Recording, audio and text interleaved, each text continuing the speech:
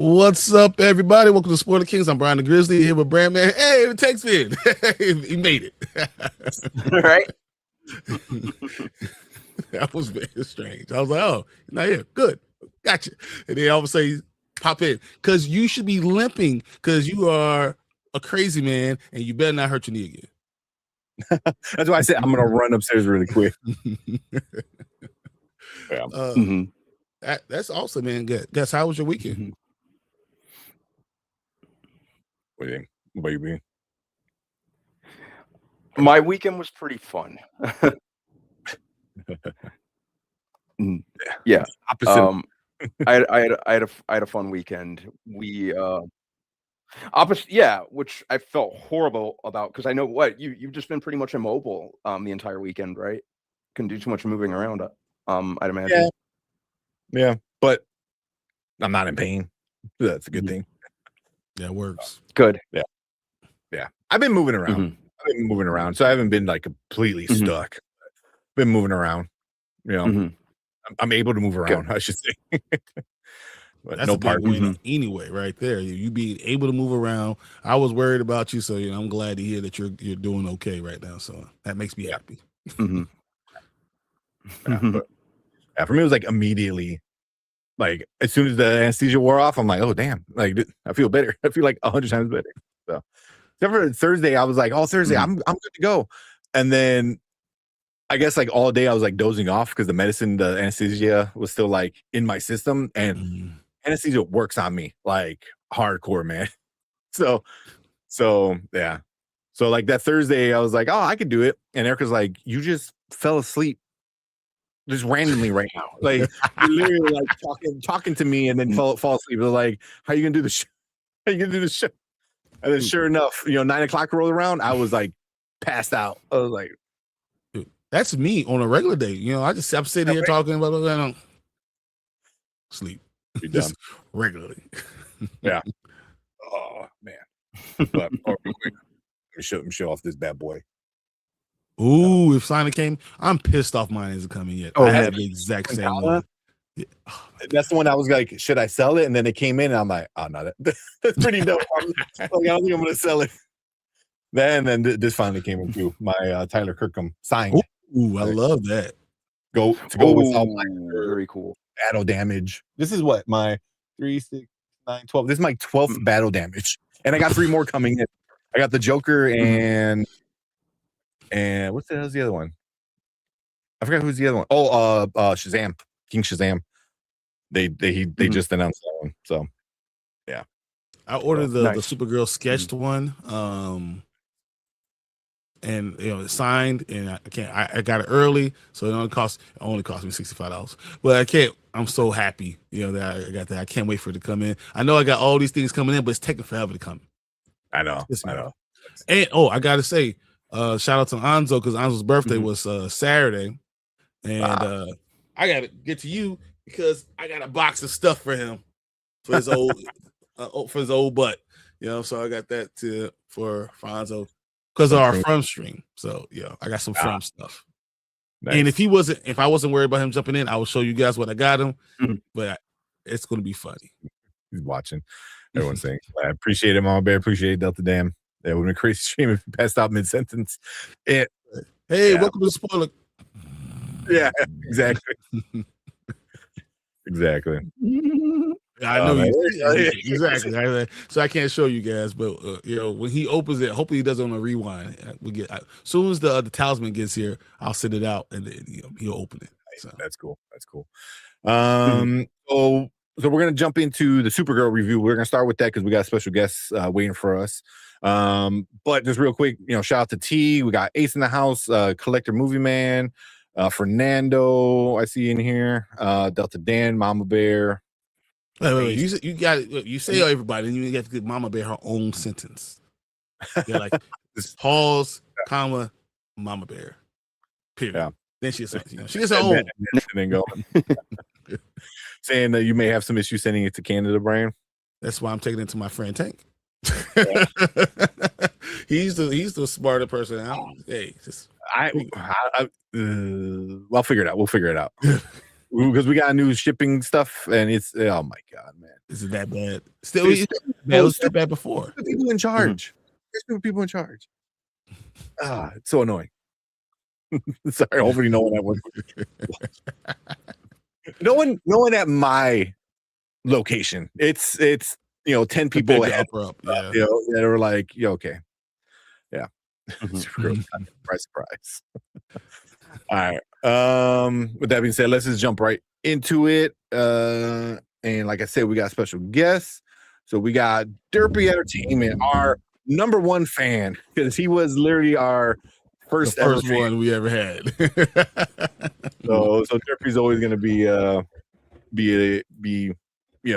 special place in our heart right here. Yes, exactly. I have a question, Tank. What's up? Well, not really a question, but you definitely appeared like a wild Pokemon of the summer 2016.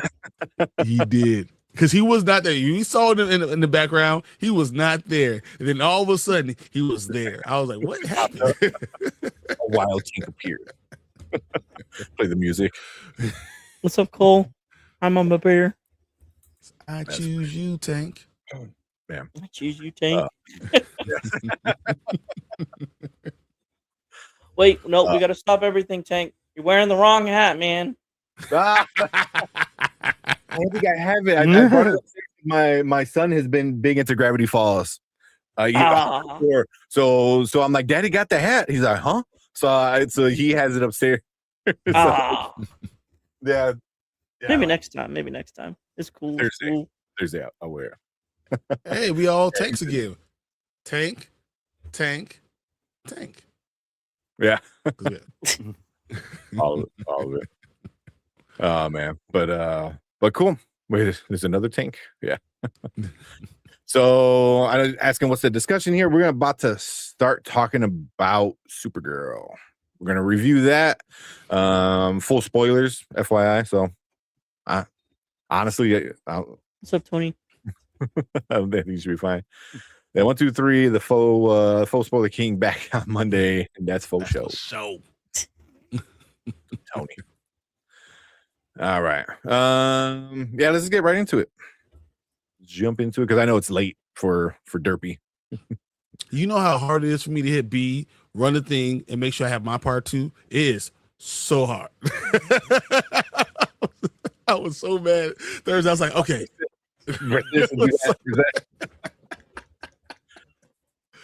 Yeah. All right. Cool. Let's just get into it. Where we at? All right. Wait, hold on. Before we do that, I need to bring it up. Although, do I even need to bring it up? Like the cast is nothing crazy. Dude, oh my god. You know, it's not anything. It's two people. I'm going to be. I feel like I'm going to be a little bit too hard on it when I don't want to be hard on it because I really, really, really want it to be really good, and I don't. Yeah, when I get my thoughts on the movies will have to be discussed. Yeah. All right, you got the synopsis up and stuff. Yep. All right, cool. All right, let's go. Actually, before we go, move that there, Brandman there. Yeah, because then we'll just go. We'll start with Derpy, Brandman, Brian, and then me, and we'll just go around the horn that way when we go. All right. All right, cool. Let's go. All right, what is up? Welcome back to the Spoiler Kings. We got a movie review for you guys today. This weekend's new movie that released. I don't want to say blockbuster because it was a blockbuster, and it was almost got doubled up by Toy Story it was week 2. Yeah. Oh man, but yeah. So we're talking the newest installment of the DCU, Supergirl, starring Millie Alcock, Jason Momoa, Cornsweet's in there, Eva Ridley's in there. That's about all the big names for this one that you need to know. And Crypto. That's all you get. And Crypto. Of course, Crypto. But yeah, so we're gonna get into our likes, our dislikes. We're gonna rate it at the end. We'll talk a little bit about the box office and some Rotten Tomatoes at the end of all of that. But before we do get into it, Brian, got a quick rundown of what this movie's about? Sure. I'll give you more of a plot than the director and the writer did.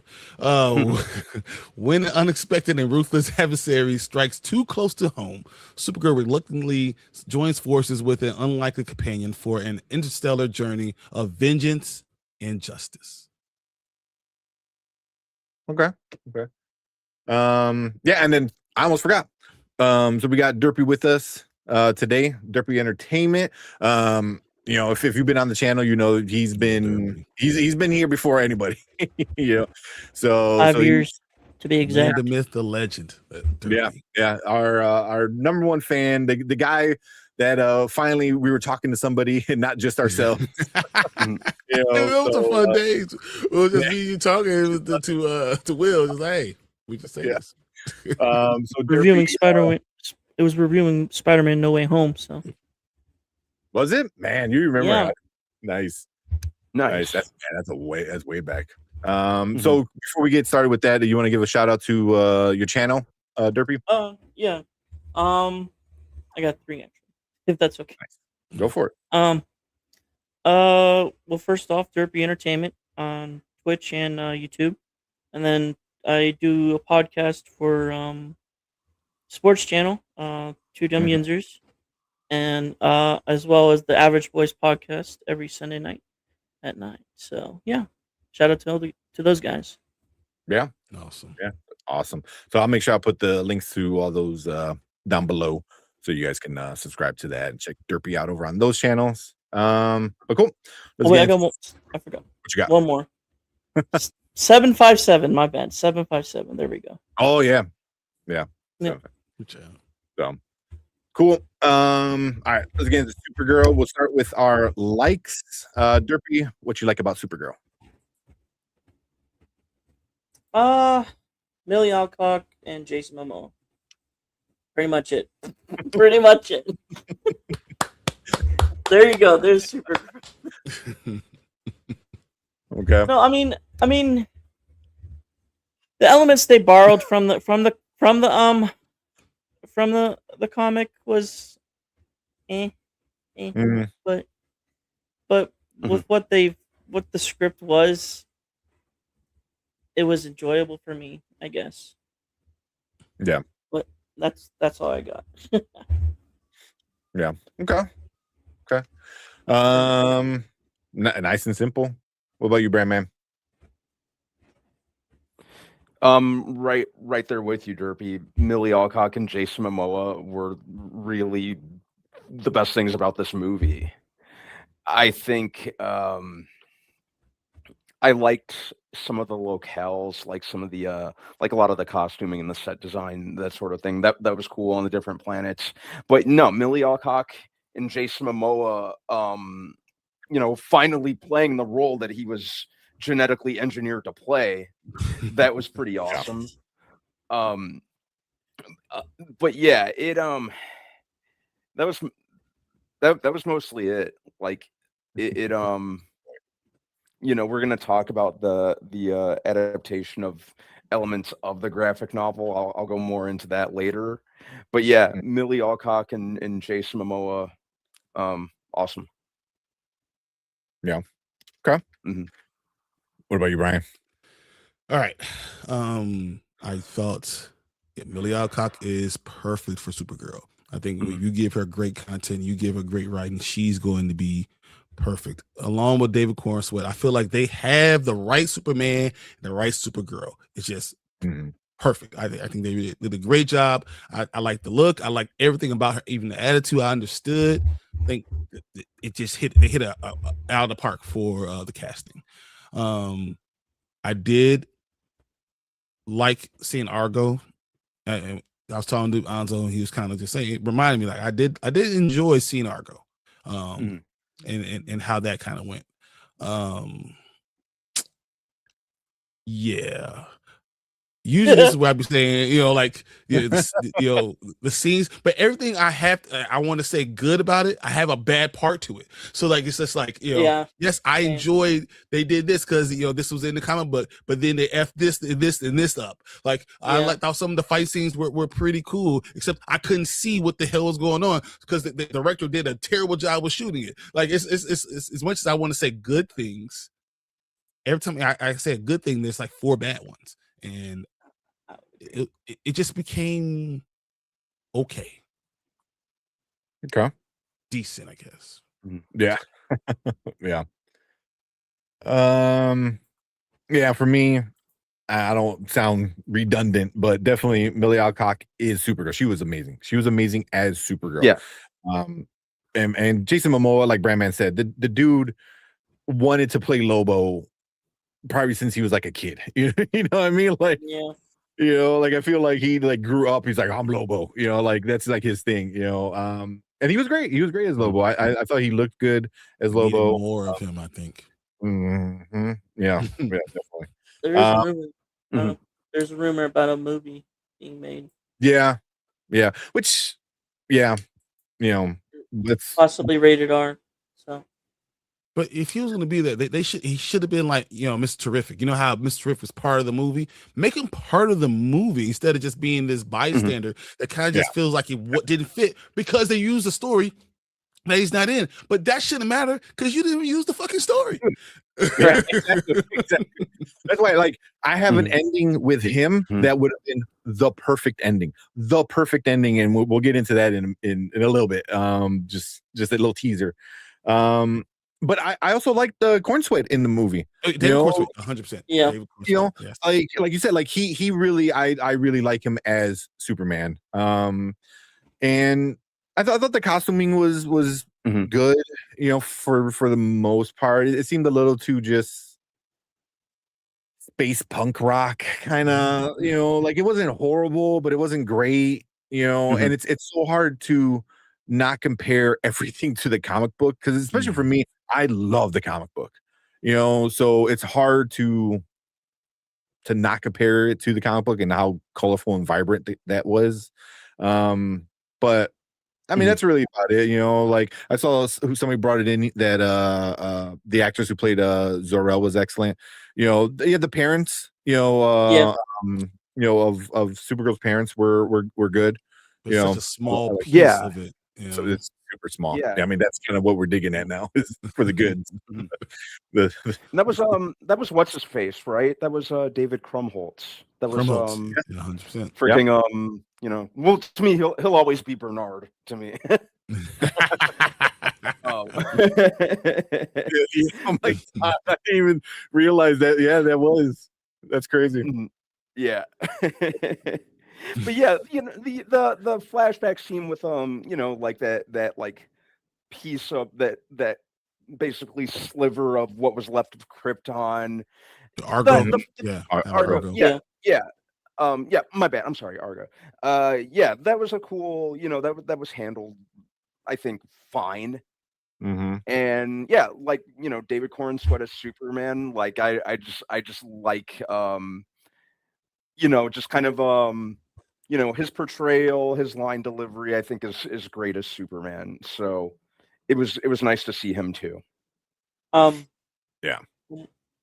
I would say the actor that played the villain acted his butt off with what was given to him. With what was given. It's what was given. That's the problem with all of it. Like, right. Yeah. But you hated him. You hated him. I wanted. You hated his guts.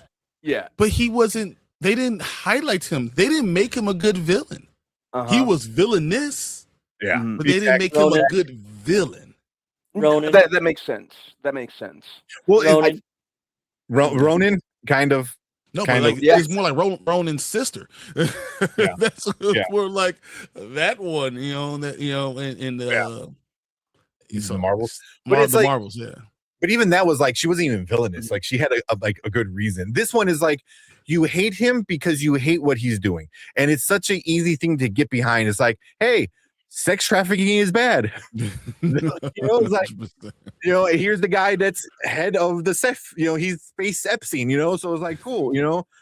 like you don't like him, so it's really easy not to like him, because But he wasn't a true super villain that you're thinking like when you have that, it Yeah. balances Right. out the movie so much better. And Yeah. it helps elevate the superhero. And they really did a disservice to Kara. Like I just thought that was a disservice because she could be even more powerful if you really challenged her. Yeah.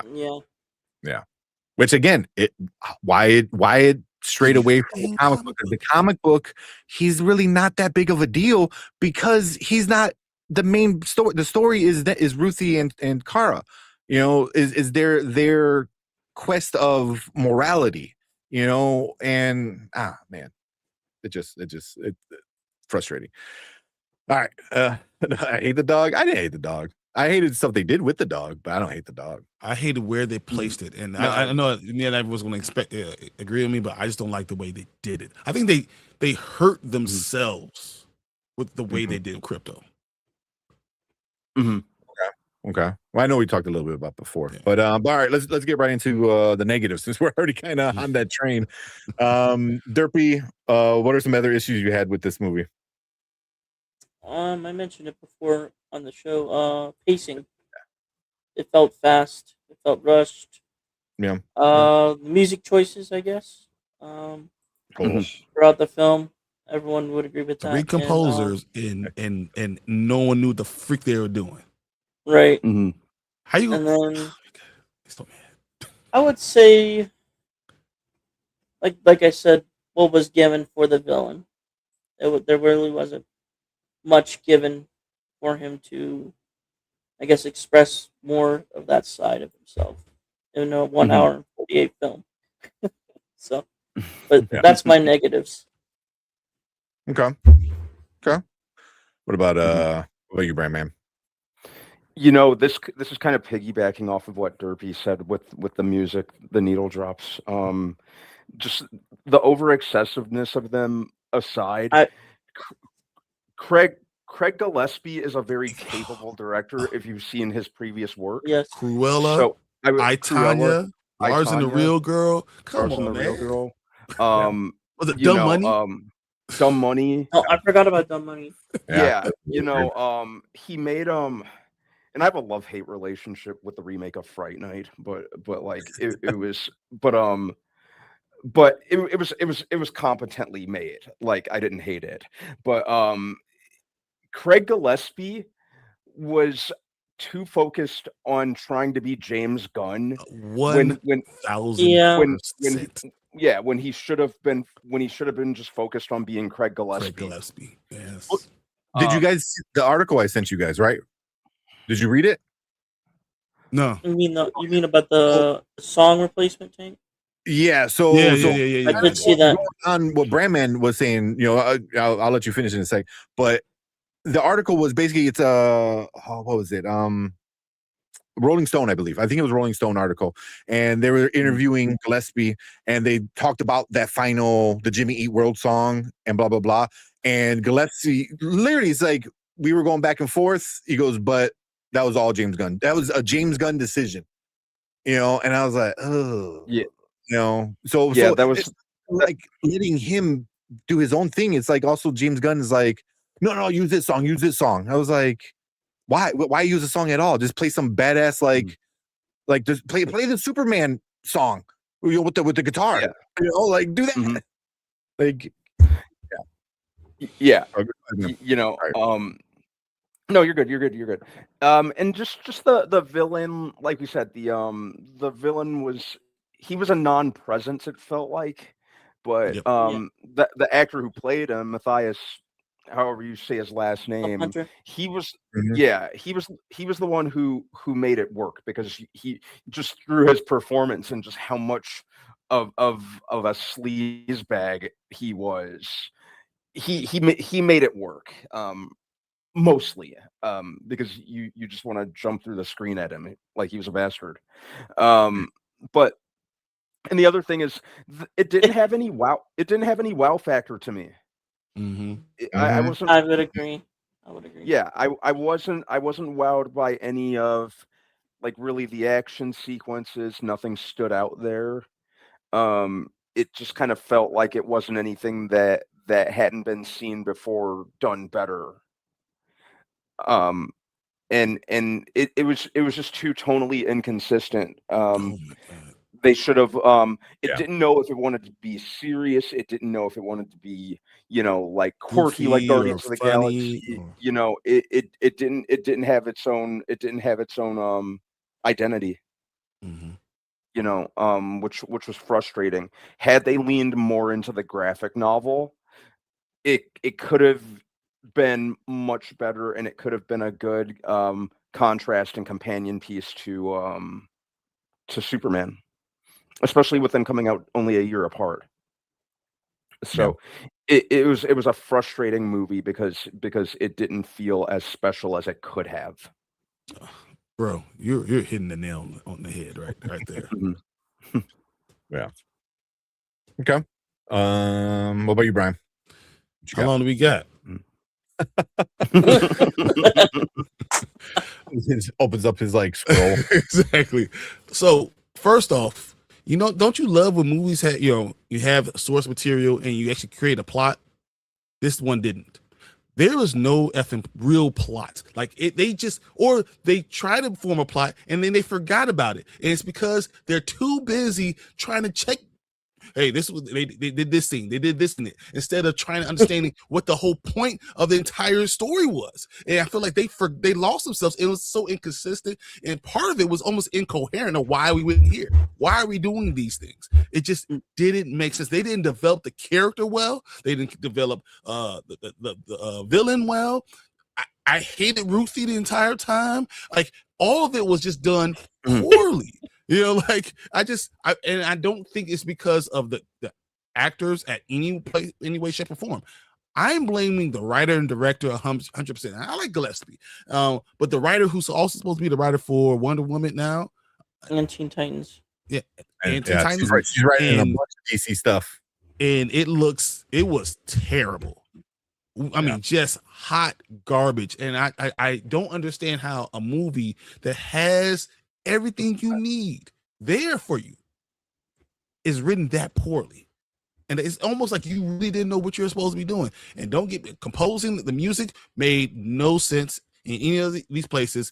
It felt like, once again, like Brandman said, the director was trying to be James Gunn instead of just being himself, and kind of got lost. And I think that this is one of those things where I say James Gunn needs to be the head of a studio and not butt in with stuff, because then you get a James Gunn like type of movie where it really didn't need to be. And I think once again, that feeling missed the entire mark on what Women Tomorrow is supposed to be.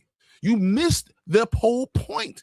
And it's just so many things that when I look at it, I feel like they didn't really want to really make this movie. And there's just too many problems. I thought the fight scenes were too flat, right? So you didn't shoot it in a way to elevate the fight scenes. The fight scenes themselves were good, right? But it was so hard to distinguish what was going on because they didn't do it well. It wasn't shot well. It just CGI was a little problematic, but that's just going to be anything you're going to do. I mean, in this time and age, because we're so crisp on some things and some things are harder with motion. That's just it.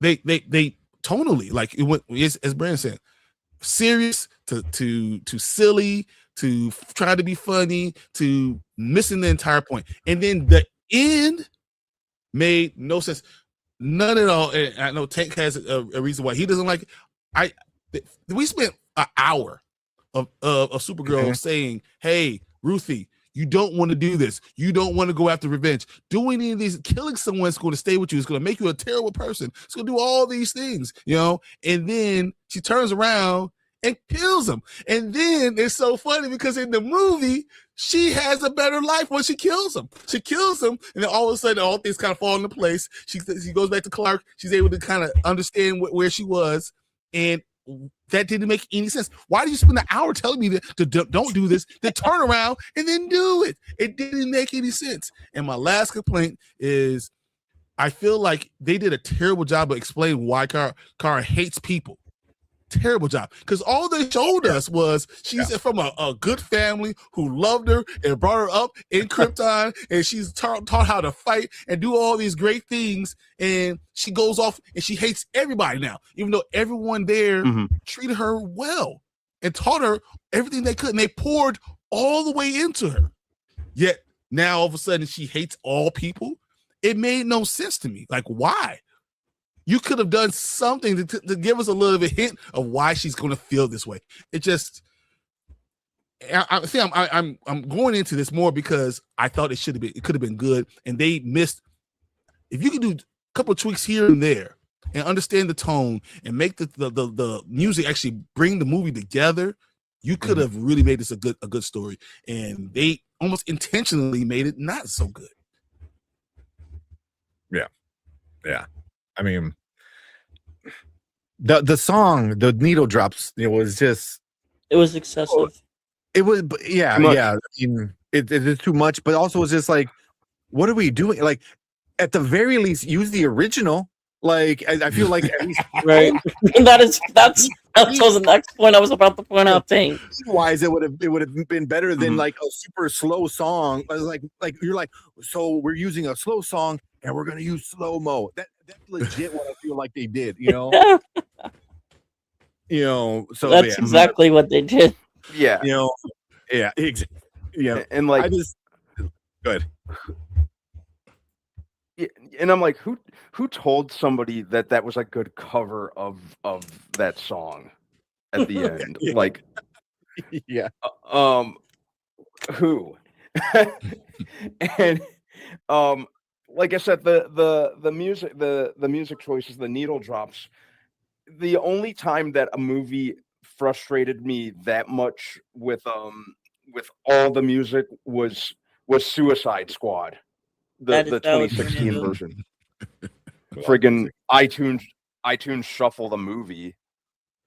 Yeah. But yeah, it's like but yeah, it's just like, yeah, it's such a lazy choice.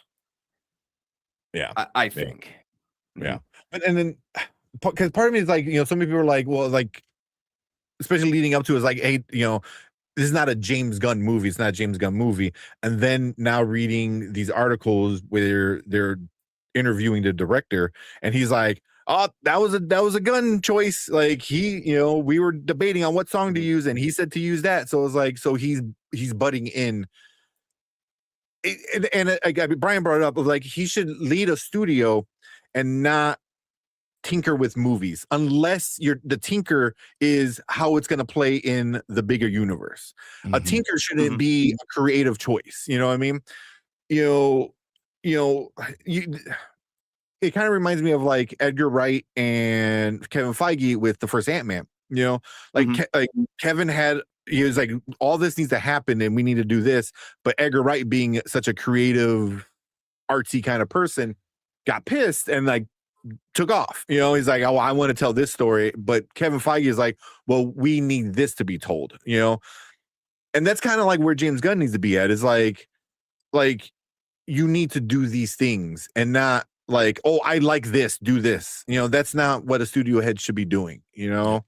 So so as much as we all been, me especially, been saying like, well, this is not a James Gunn movie, but then you do shit like that and you make it a James Gunn movie. So it kind of sucks when it comes to stuff like that. But yeah, I mean, I didn't mind the pacing as much, as a lot of people do. It just felt like it still felt a little rushed, and like Brian said, they were just going like, all right, well, now we need to go to this planet. Now we need to go to this planet. Now we need to go to this planet, because that's what they do in the comics, but you don't explain it, and I know Anzo, where they put it, the Green Sun, but that's straight out of the comic book. No, it's not. I thought it was. The Green Sun is from the comic books. The Yellow Sun is not. No. The Green Sun is straight out of the comic book. Yeah, the Green Sun is. The only reason she survives is because like her will is just so much stronger, and then it's also like a prison for her cousin, for Superman. the only reason she survives it is because Ruthie is helping her, drink water or whatever. But then once the green sun, sets, she kind of feels better, and then she dips off the planet, Can I ask a question, guys? Yeah. When the villain has the kryptonite darts, there's 2 Kryptonians in the entire universe. He happens to have 2 kryptonite. How does he know? Yeah. How does he fucking know? Yeah. They just did a terrible job explaining it. Yep. Yeah. But you could have done things to explain it better. Like Lobo should have known. He goes, "Oh, you're a Kryptonian. You guys are a pain in the ass." Easy. One line, and you were like, okay, now the universe knows about Kryptonians. Mm-hmm. Granted, there's only a few of them. So that's maybe why they're a pain in the ass and this and that. Mm-hmm. But like, you explain. You know better than I do. I got asked the crypto question. Mm. If Crypto's a Kryptonian too, like, why did the other darts hurt him? I didn't understand that. If they were should have been kryptonite stuff, like it wasn't. They were on a red sun planet at the beginning of the movie. The same thing at the beginning of the comic book. They're not on a yellow sun, so they're both depowered. He's just a regular kind of dog at that point. Why couldn't he? They say you can't move him, but why couldn't you secure him and then move him and take him to a yellow sun? Yep, that's what happens in the comic book. Like he gets shot, and in the comic book, Crypto isn't the reason. Crypto isn't the reason why Supergirl does the things she does. He's the excuse to help Ruthie through this journey. Because by the end of the comic book, you're like, oh shit, she needs to save Crypto. Mm-hmm. And she's like, oh no, he's good. I put him in front of a sun and he's fine. It was like, yeah, that makes sense. Just take his ass to the yellow sun and call it a day. Like, why is this? If you move him, he might die. Like, what? Fucking what? They strap him down in. Put him on a gyroscope. Fucking gyroscope. You guys fly ships. You don't have gyroscopes? Like, get the fuck out of here. Like, that's so stupid. Mm-hmm. But that's what they should have done. Instead of him being the reason Supergirl was doing the things she was doing, he should have been the excuse for her to guide Ruthie in doing what the movie was partially doing. Was you don't want revenge. Revenge is going to ruin your soul. It's going to blacken your heart. It's bad. It's bad. It's bad. And then the fucking ending. You're gonna kill somebody. The ending was that was my biggest dislike. That almost ruined the entire movie for me, just because I really, really don't like that. One thing is like accidentally doing it. One thing is like, oh shit, blah blah blah. Like, that was cold-blooded murder. And I didn't like that. So in the comic book, Supergirl stops Ruthie from killing him, right? Same way in the movie. But then Ruthie stops Supergirl for the same reason. She goes, we're better than this. Like we're the good guys. We don't need this on our conscience and blah blah blah. And in the comic book, they do different shit. They trap them in the Phantom Zone for like 100 years or some shit. Which I get. They can't do that in the movie, right? It needs to all kind of happen right now. You have Lobo. Fucking have Lobo kill him.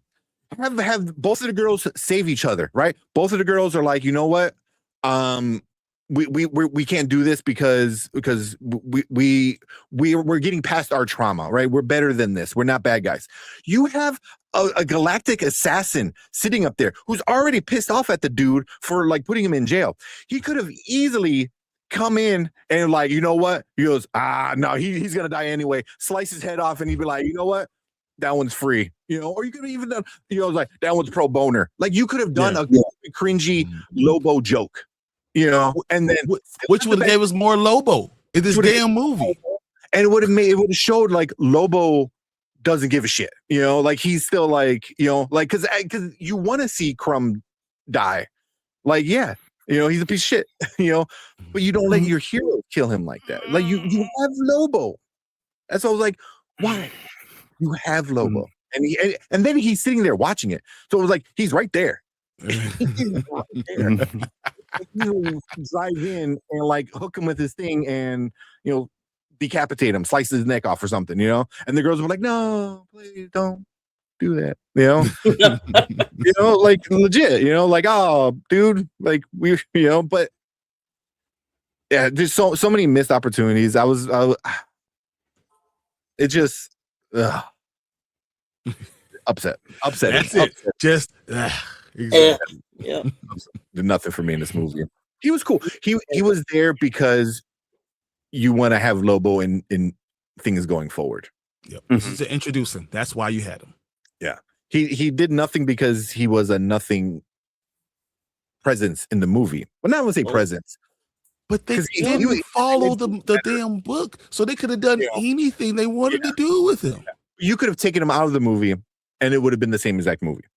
So you're putting him in just to show off, like, hey, we got Jason Momoa as Lobo, which is fine.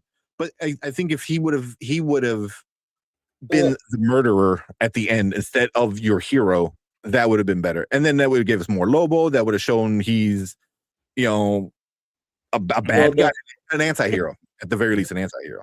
So, yeah, Lobo had cool scenes. He was cool. I liked him. Yeah, but I think we could use more because that movie needed more.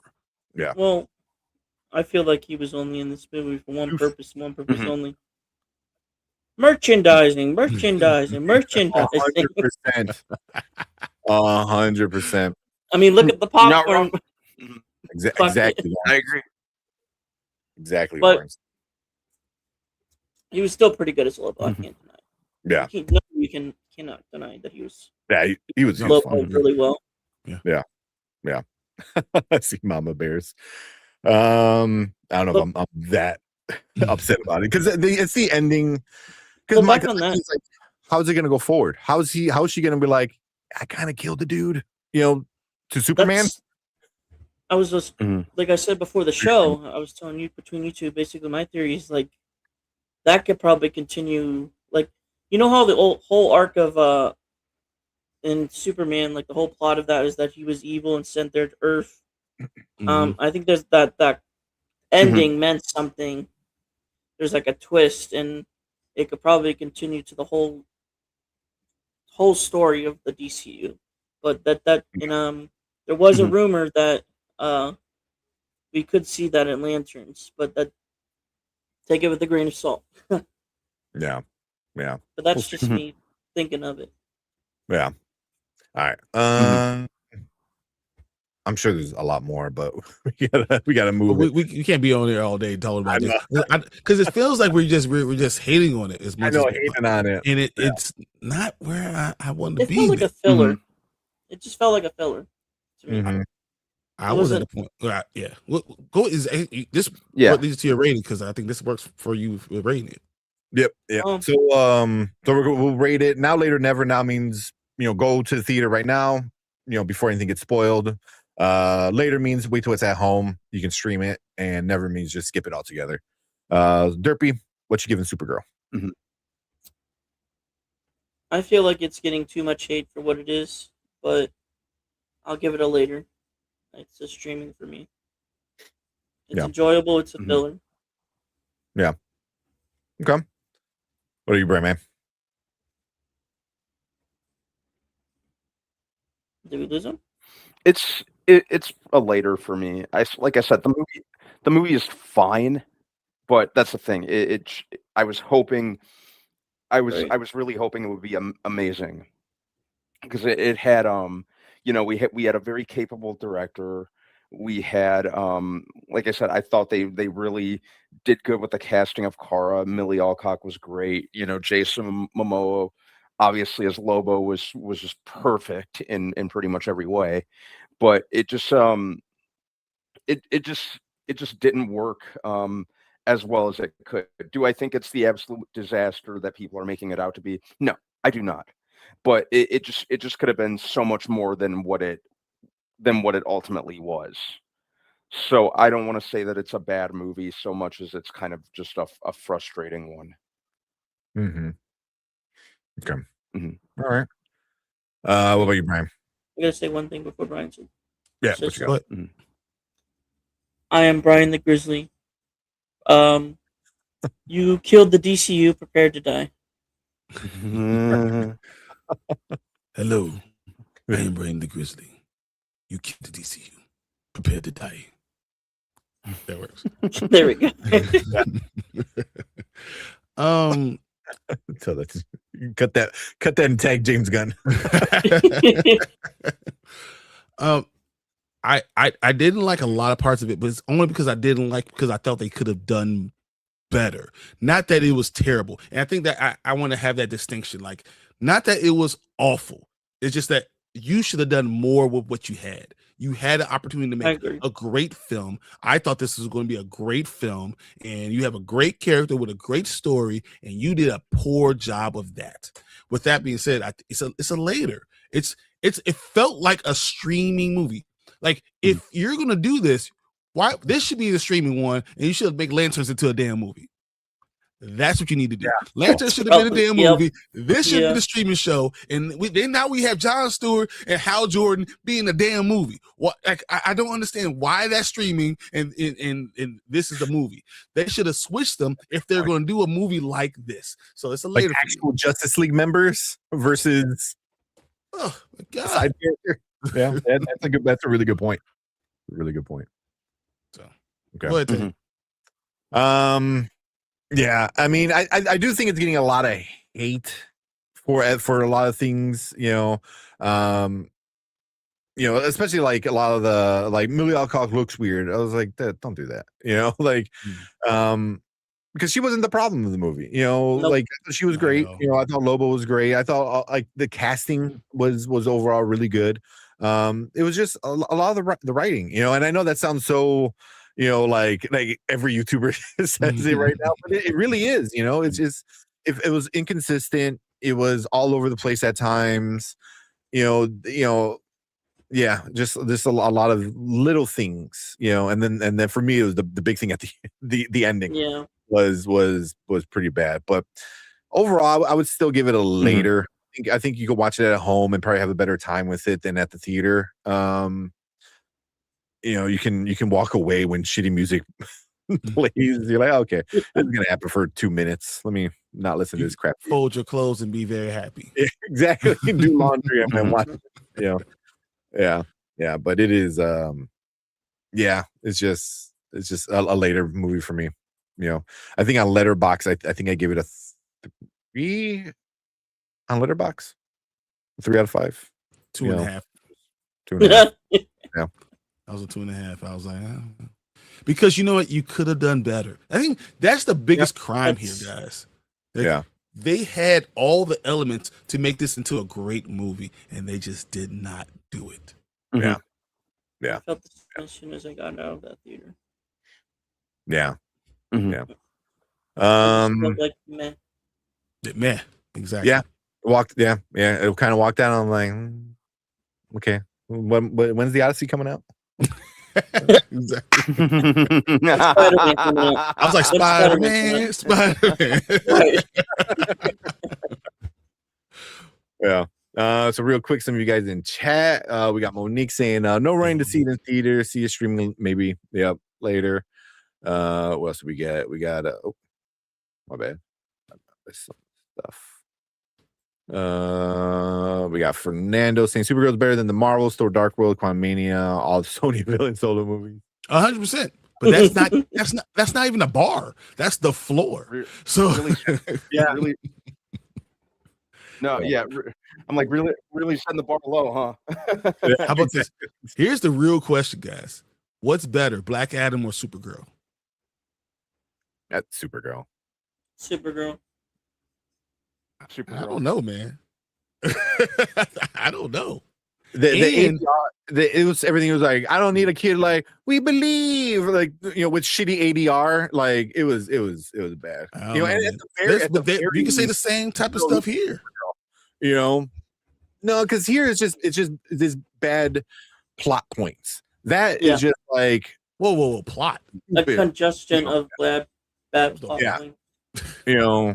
Like you take away the ending where Superman shows up, it's not a good movie. But no, how about this? If they would have had the original but Supergirl, remember they only had one scene with David Cornsweet in it originally. All the other stuff they put it in there afterwards. So like I'm I'm just very disappointed in it. And I think the Black Adam might make more money than this now. Probably. I Mhm. mean, yeah. I mean, you have The Rock, and then you have The Rock. Jason Momoa could have been the dude. Bring him in more. Yeah. Just frustrating, man. Yeah. The Mom Bear says, never salt and burn it. Nah, I don't think it's not that bad. No. It's not there. But she said, with all being said, I kind of like the movie, I guess. That's where I'm at. Mhm. Most probably. Mhm. Yeah. I'm right there. Black Adam. And at least Supergirl looked like Supergirl. Black Adam couldn't even like, no, you want me to wear prosthetic ears? F off. You want me to grow a hair? No. Yeah. It's like, The two things I'll say about Black Adam is why the heck was the Justice Society in that, and where the heck was the setting at the time? You know what I mean? Like the time. No. Period. That's why I don't like that movie. The things that are good in Supergirl are not good in Black Adam. But I think the Black Adam, the action in Black Adam was top notch, and a lot of the scenes were top notch, and that stuff that doesn't carry a movie doesn't carry a movie, but it's easier to watch something that doesn't have to. It's not about the story; it's just about what I can watch and enjoy. And I think Black Adam did a better job with that. Yeah, and to kind of walk back a little bit about the JSA, Derpy, your question. I'm not sure how familiar you are with some of the behind the scenes reports on Black Adam, but originally those characters were supposed to be on in Shazam: Fury of the Gods. And The Rock insisted on having them in the Black Adam movie because he had a lot of creative pull. It's funny. The writers would have been fine with it. The Rock could shut the hell up. Yeah. Black Adam, Supergirl, same. I mean, they're not too far off. I'll say that. At least it there was like something resembling stakes in the Supergirl movie. The Rock with Black Adam, it was like nothing was hard for him. He won every fight that he was in, even when he was depowered and like all skinny. That looks stupid. That was stupid. The lows in Black Adam are really, really low. So that's like true. he couldn't be bothered to have any reference or even I think he vetoed Shazam showing up. He just wanted Superman in there so that he could fight him and be the well, everyone knows he wanted to make himself the face of the let's not go there. Now you're just at a point right now. I think you just mad that Supergirl's not going to make any money. Yeah, so now just feel like you hate me. I'm gonna call you Anzo for a little bit. That was such a fake laugh. Yeah, like the JSA is the highlight of Black Adam. It was like that's not a good thing. You know what I mean? Because like at least the highlight of Supergirl was 100% was Supergirl. She's the best part of the damn movie. Lobo was awesome. He wasn't. Lobo was good, but she had a plot. Can you imagine if they actually had a plot there and they followed it? This could have been great. Here's the real question, though. Jeremy saying Supergirl's garbage. Here's the real question for everyone: was this a better movie than the '80s movie? Oh, easily. My answer is yes. Yeah. Yeah. Not by much. Not by much. Not by much. Because again, it was almost the same thing. Like the '80s movie was just like, hey, let's make a female Superman movie because people like Superman movies. So, yeah.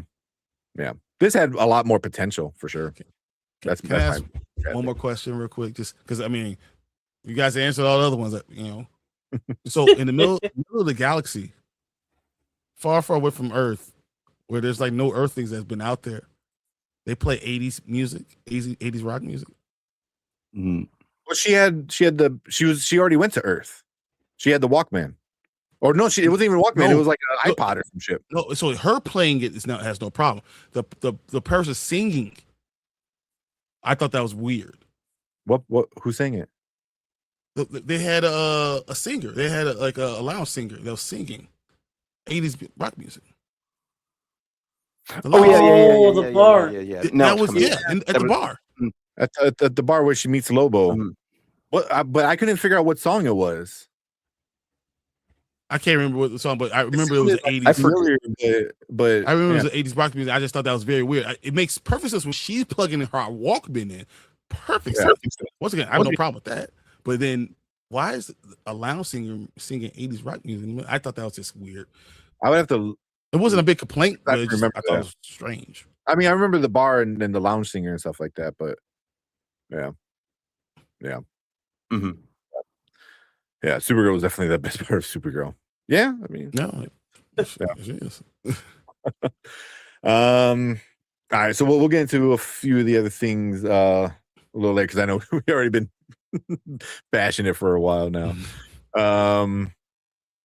But we'll get into some more of the comments in a little bit and some of the should we even talk about the box office? Like what box office? But yeah, we gotta get this keep the train moving. So we appreciate everyone coming in, hanging out with us. If you're watching on the replay, make sure you guys hit that like button, hit the subscribe button, check out Derpy Entertainment, check out his channel. Go, Derpy. Links below. So definitely appreciate Derpy coming in, hanging out with us, man. I know we're gonna have you on for a few more reviews throughout the year. So definitely appreciate Derpy coming in and appreciate you guys coming in. If you're watching live, you guys are awesome. All the comments, you guys are great. We got so many more that are tagged that we have to get into. But you guys stick around. We appreciate it because we're going to move on to our next topic for the night.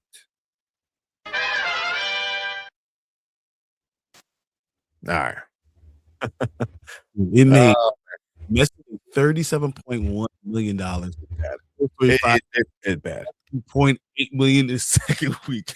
Yeah, it didn't make any sense. It didn't. I didn't understand why the lounge singer was fucking like, what? Why are you singing 80s? That didn't make any sense to me. I thought that was just weird. Yeah, I would have to. I would say I have to watch it again. I mean, I'll probably watch it again at home when stream it. But yeah.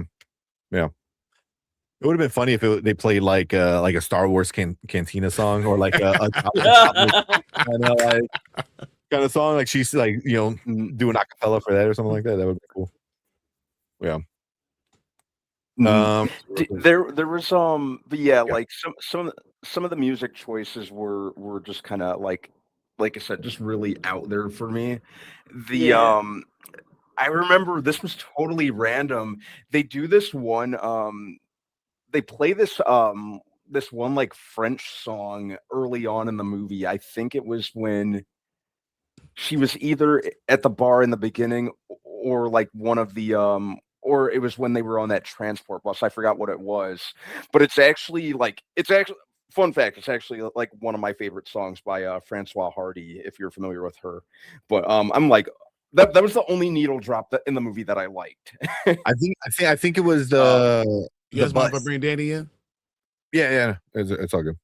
We are done with that in between. Mm-hmm. So Danny, and what's up? And one more thing, guys, for those who saw it. When you guys did they show that like cosmetic commercial with Millie Alcock? Yeah. When you guys that alien saying cheek to cheek. It was cheek to cheek. It was cheek to cheek. That's what it was. Okay. In the bar. Okay. That was the one. But yeah, they that freaking it was like a cosmetic commercial with Millie Alcock as Supergirl. Guess what fucking song they played during it? I know what it is. It's a Blondie song. No. It was it made me so angry. It was fucking Bad Reputation by Joan Jett. It made me see red. I hate that song so much. It made me want to throw something at the screen. You don't even understand. I hate that song with a fiery passion. Can I ask you guys a question before? Are we still on this before we move on? Mhm. Is Supergirl going to outdo Mando and Grogu? Where's Mando and Grogu at right now? Mando and Grogu is 327. No. No, it won't. Supergirl gonna pick up some steam when they go to streaming. That's about it. It'll make money. I think it's gonna make money at home, but the fact that it might not make $300 million when It's not gonna make 300. Goodness, It's not gonna make 300. Yeah, that's I don't even tough. think it's gonna make 100. No, it's Well, not. It's at no, 62 definitely not. now. It's at like 68. worldwide. Yeah, worldwide it'll make 100. Yeah, I mean, but honestly, I could see it like maybe 150 to 175. Like honestly, like especially with all the reviews it's getting from everybody, yeah, and Lobo's not doing it. I know Mama Bear said like you get somebody like Lobo to get like female butts in seats, but it ain't working. But you should have had him in more. You should have had at least one big scene or something with him that he could have been part of the plot, and you could have done it, and you just didn't. That's you won't see 400. But if it was good, if it not even like great, if it was just a good movie. Right now, it's like average at best. At best, if they could have stuck to half of what the comic book was, half of the comic book, but they didn't even do that.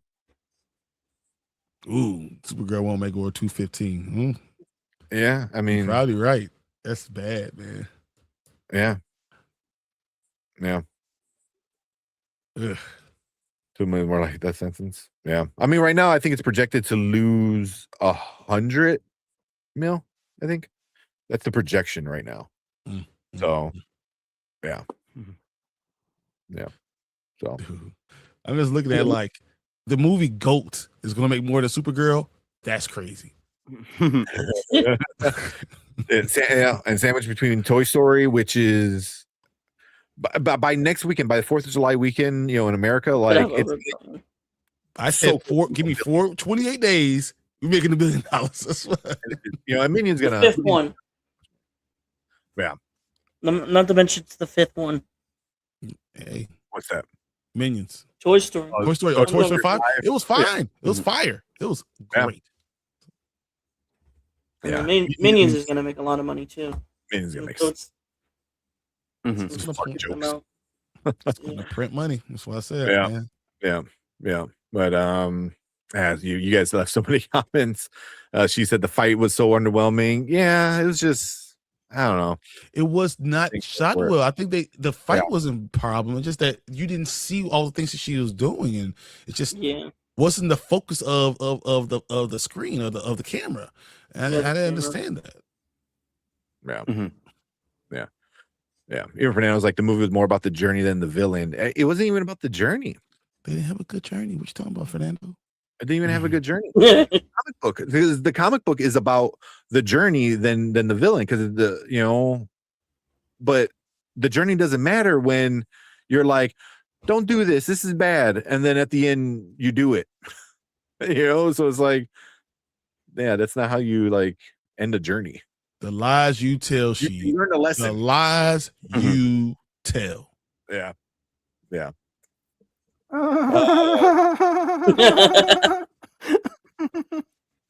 Supergirl's better than Toy Story 5, my left foot. Let's move on. Let's go. Let's get into the Vampire Stand. I mean, wow. Toy Story. I think Toy Story is my 3rd favorite movie of the year. Michael, Project Hail Mary. Yeah, Toy Story 5. Yeah, that's right. Yeah. I mean, they kind of made Woody and Buzz Lightyear look stupid again. But hey, it's better than Supergirl. I mean, but Buzz is a dumbass. Buzz has been a dumbass since the first one. He's been a dumb. But I love the fact not Woody though. They upgraded Buzz and made them and then gave him all the stuff and then gave all those toys to all those kids. I thought that was cool. I was waiting for somebody like, he flies now.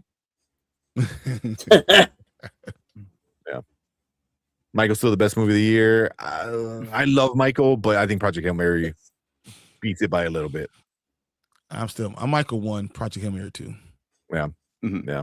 Michael's It's about to going to make make that $1 bill. million this weekend. So Yeah. I love Project Hail 977. Mary. It's there. Mhm. Billy can blow cigarette smoke in my face. All right. Say what We are now. We're done. We're done with Supergirl. We're gonna move on to Vampire Lestat. Yeah. And then we'll finish up with Hot D. But Derpy, Yes, appreciate sir. you, man. Thank you so much for coming in. I know we're gonna have you, I think Thursday, right? Yeah, Thursday when we talk about Avatar season 2. I believe so. Have you come How back? far are you into it? I'll be done. I know Brian's probably done, right? Yeah, I'm done. Oh. It was good. I mean, I liked it. I don't care. Yeah. Like, so not. Yeah. I finished it up on Saturday morning. There you go. All right. So All right. I'll have it done by Thursday for sure. But All right, fellas. Thanks for having me on. All right, Derpy. Y'all have a good night. Go Packers. No, I'm just joking. Oh my God! You want me to come get you? All right, I'm coming to you. So, I'll see you fellas later. Thanks. all right, man. Later, Have a dude. good night, everyone. Later, man. Later. Always a All right. pleasure, man. Bye-bye. Bye-bye. All right. Down. We get this set up. So we can talk some Vampire Lestat. How you doing, Danny? I know you Doing well, man. How about you? Not too bad. I'm tired Hey, of talking Danny. about Supergirl. That's why I was so quiet. What was that?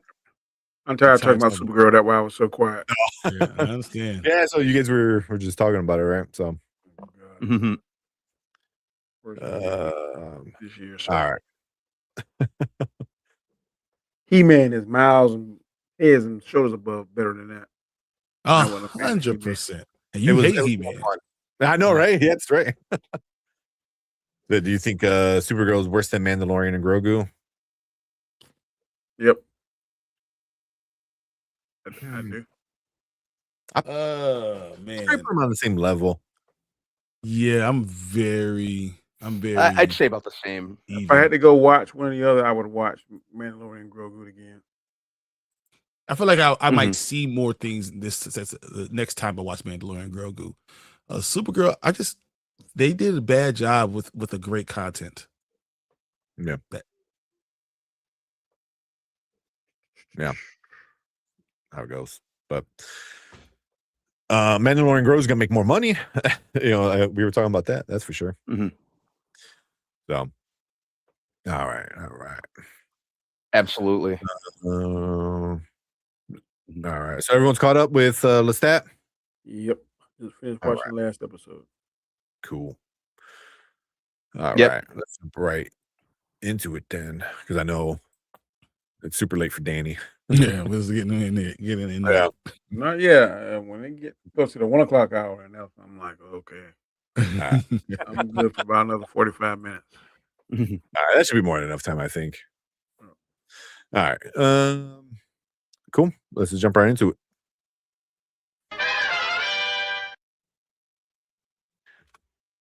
All right, what is up? Welcome back, Spoiler Kings.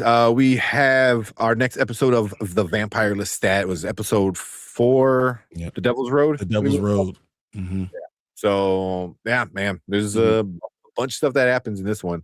But yeah, so we're going to get into all of our, likes and any issues we might have had with it. So if you haven't watched it, hit pause, go check out the episode, come back and join the conversation because we're going to get into full spoilers and everything for this episode. But we'll start off with Danny. What you think about the episode 4? This show is fantastic. A deep dive into the stat psyche is a roller coaster. You got so many mommy issues, so many like Past confidence lover issues. all kind of crazy stuff. It's like a smorgasbord, and his maker looks totally creepy. I'm kind of get him. I told Brian earlier I watched episode 3 and 4.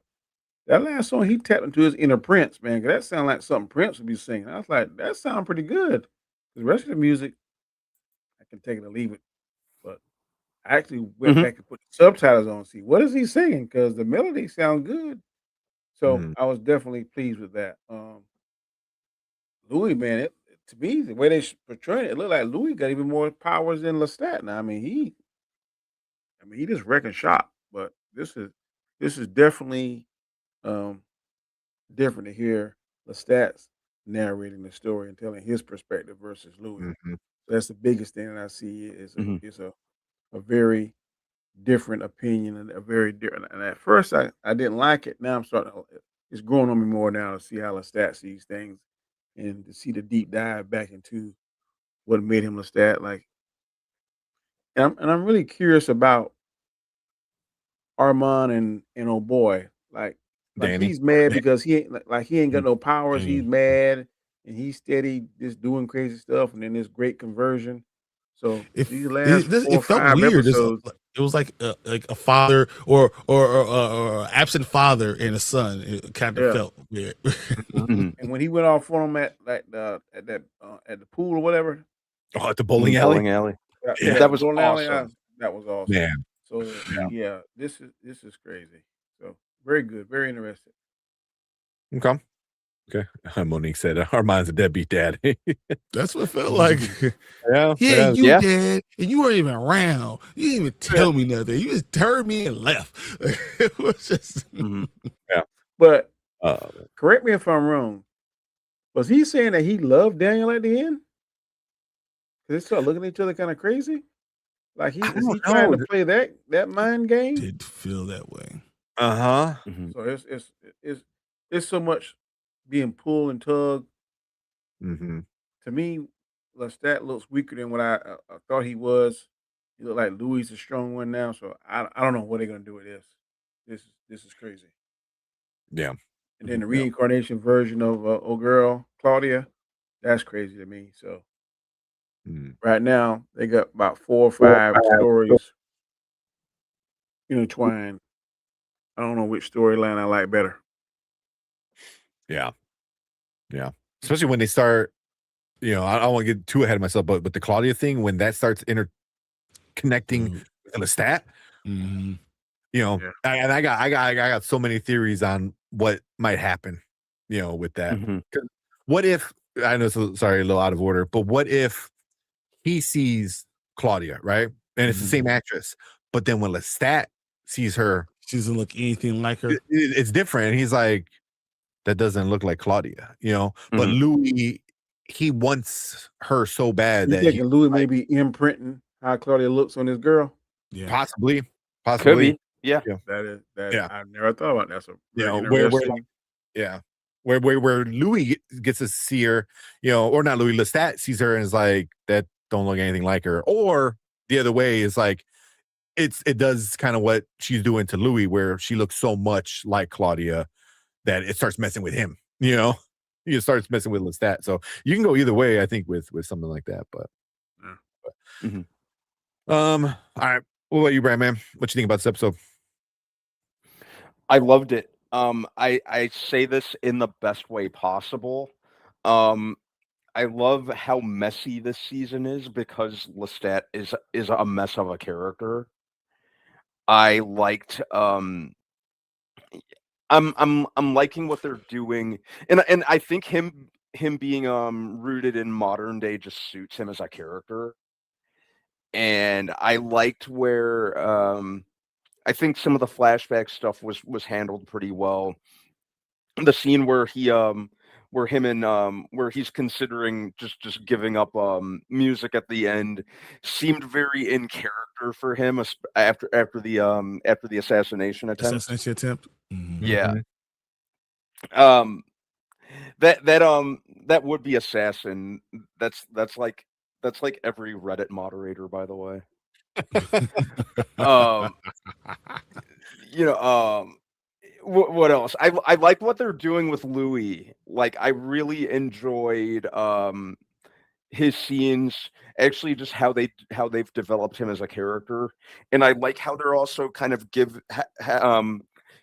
I know we touched on this a couple weeks ago, how Daniel's kind of experiencing the downside of vampirism, the downsides of vampirism, because the first season or the first episode, I believe, he flat out said he really liked being a vampire, but it's not the dream that it was probably sold to him as by Armand, kind of which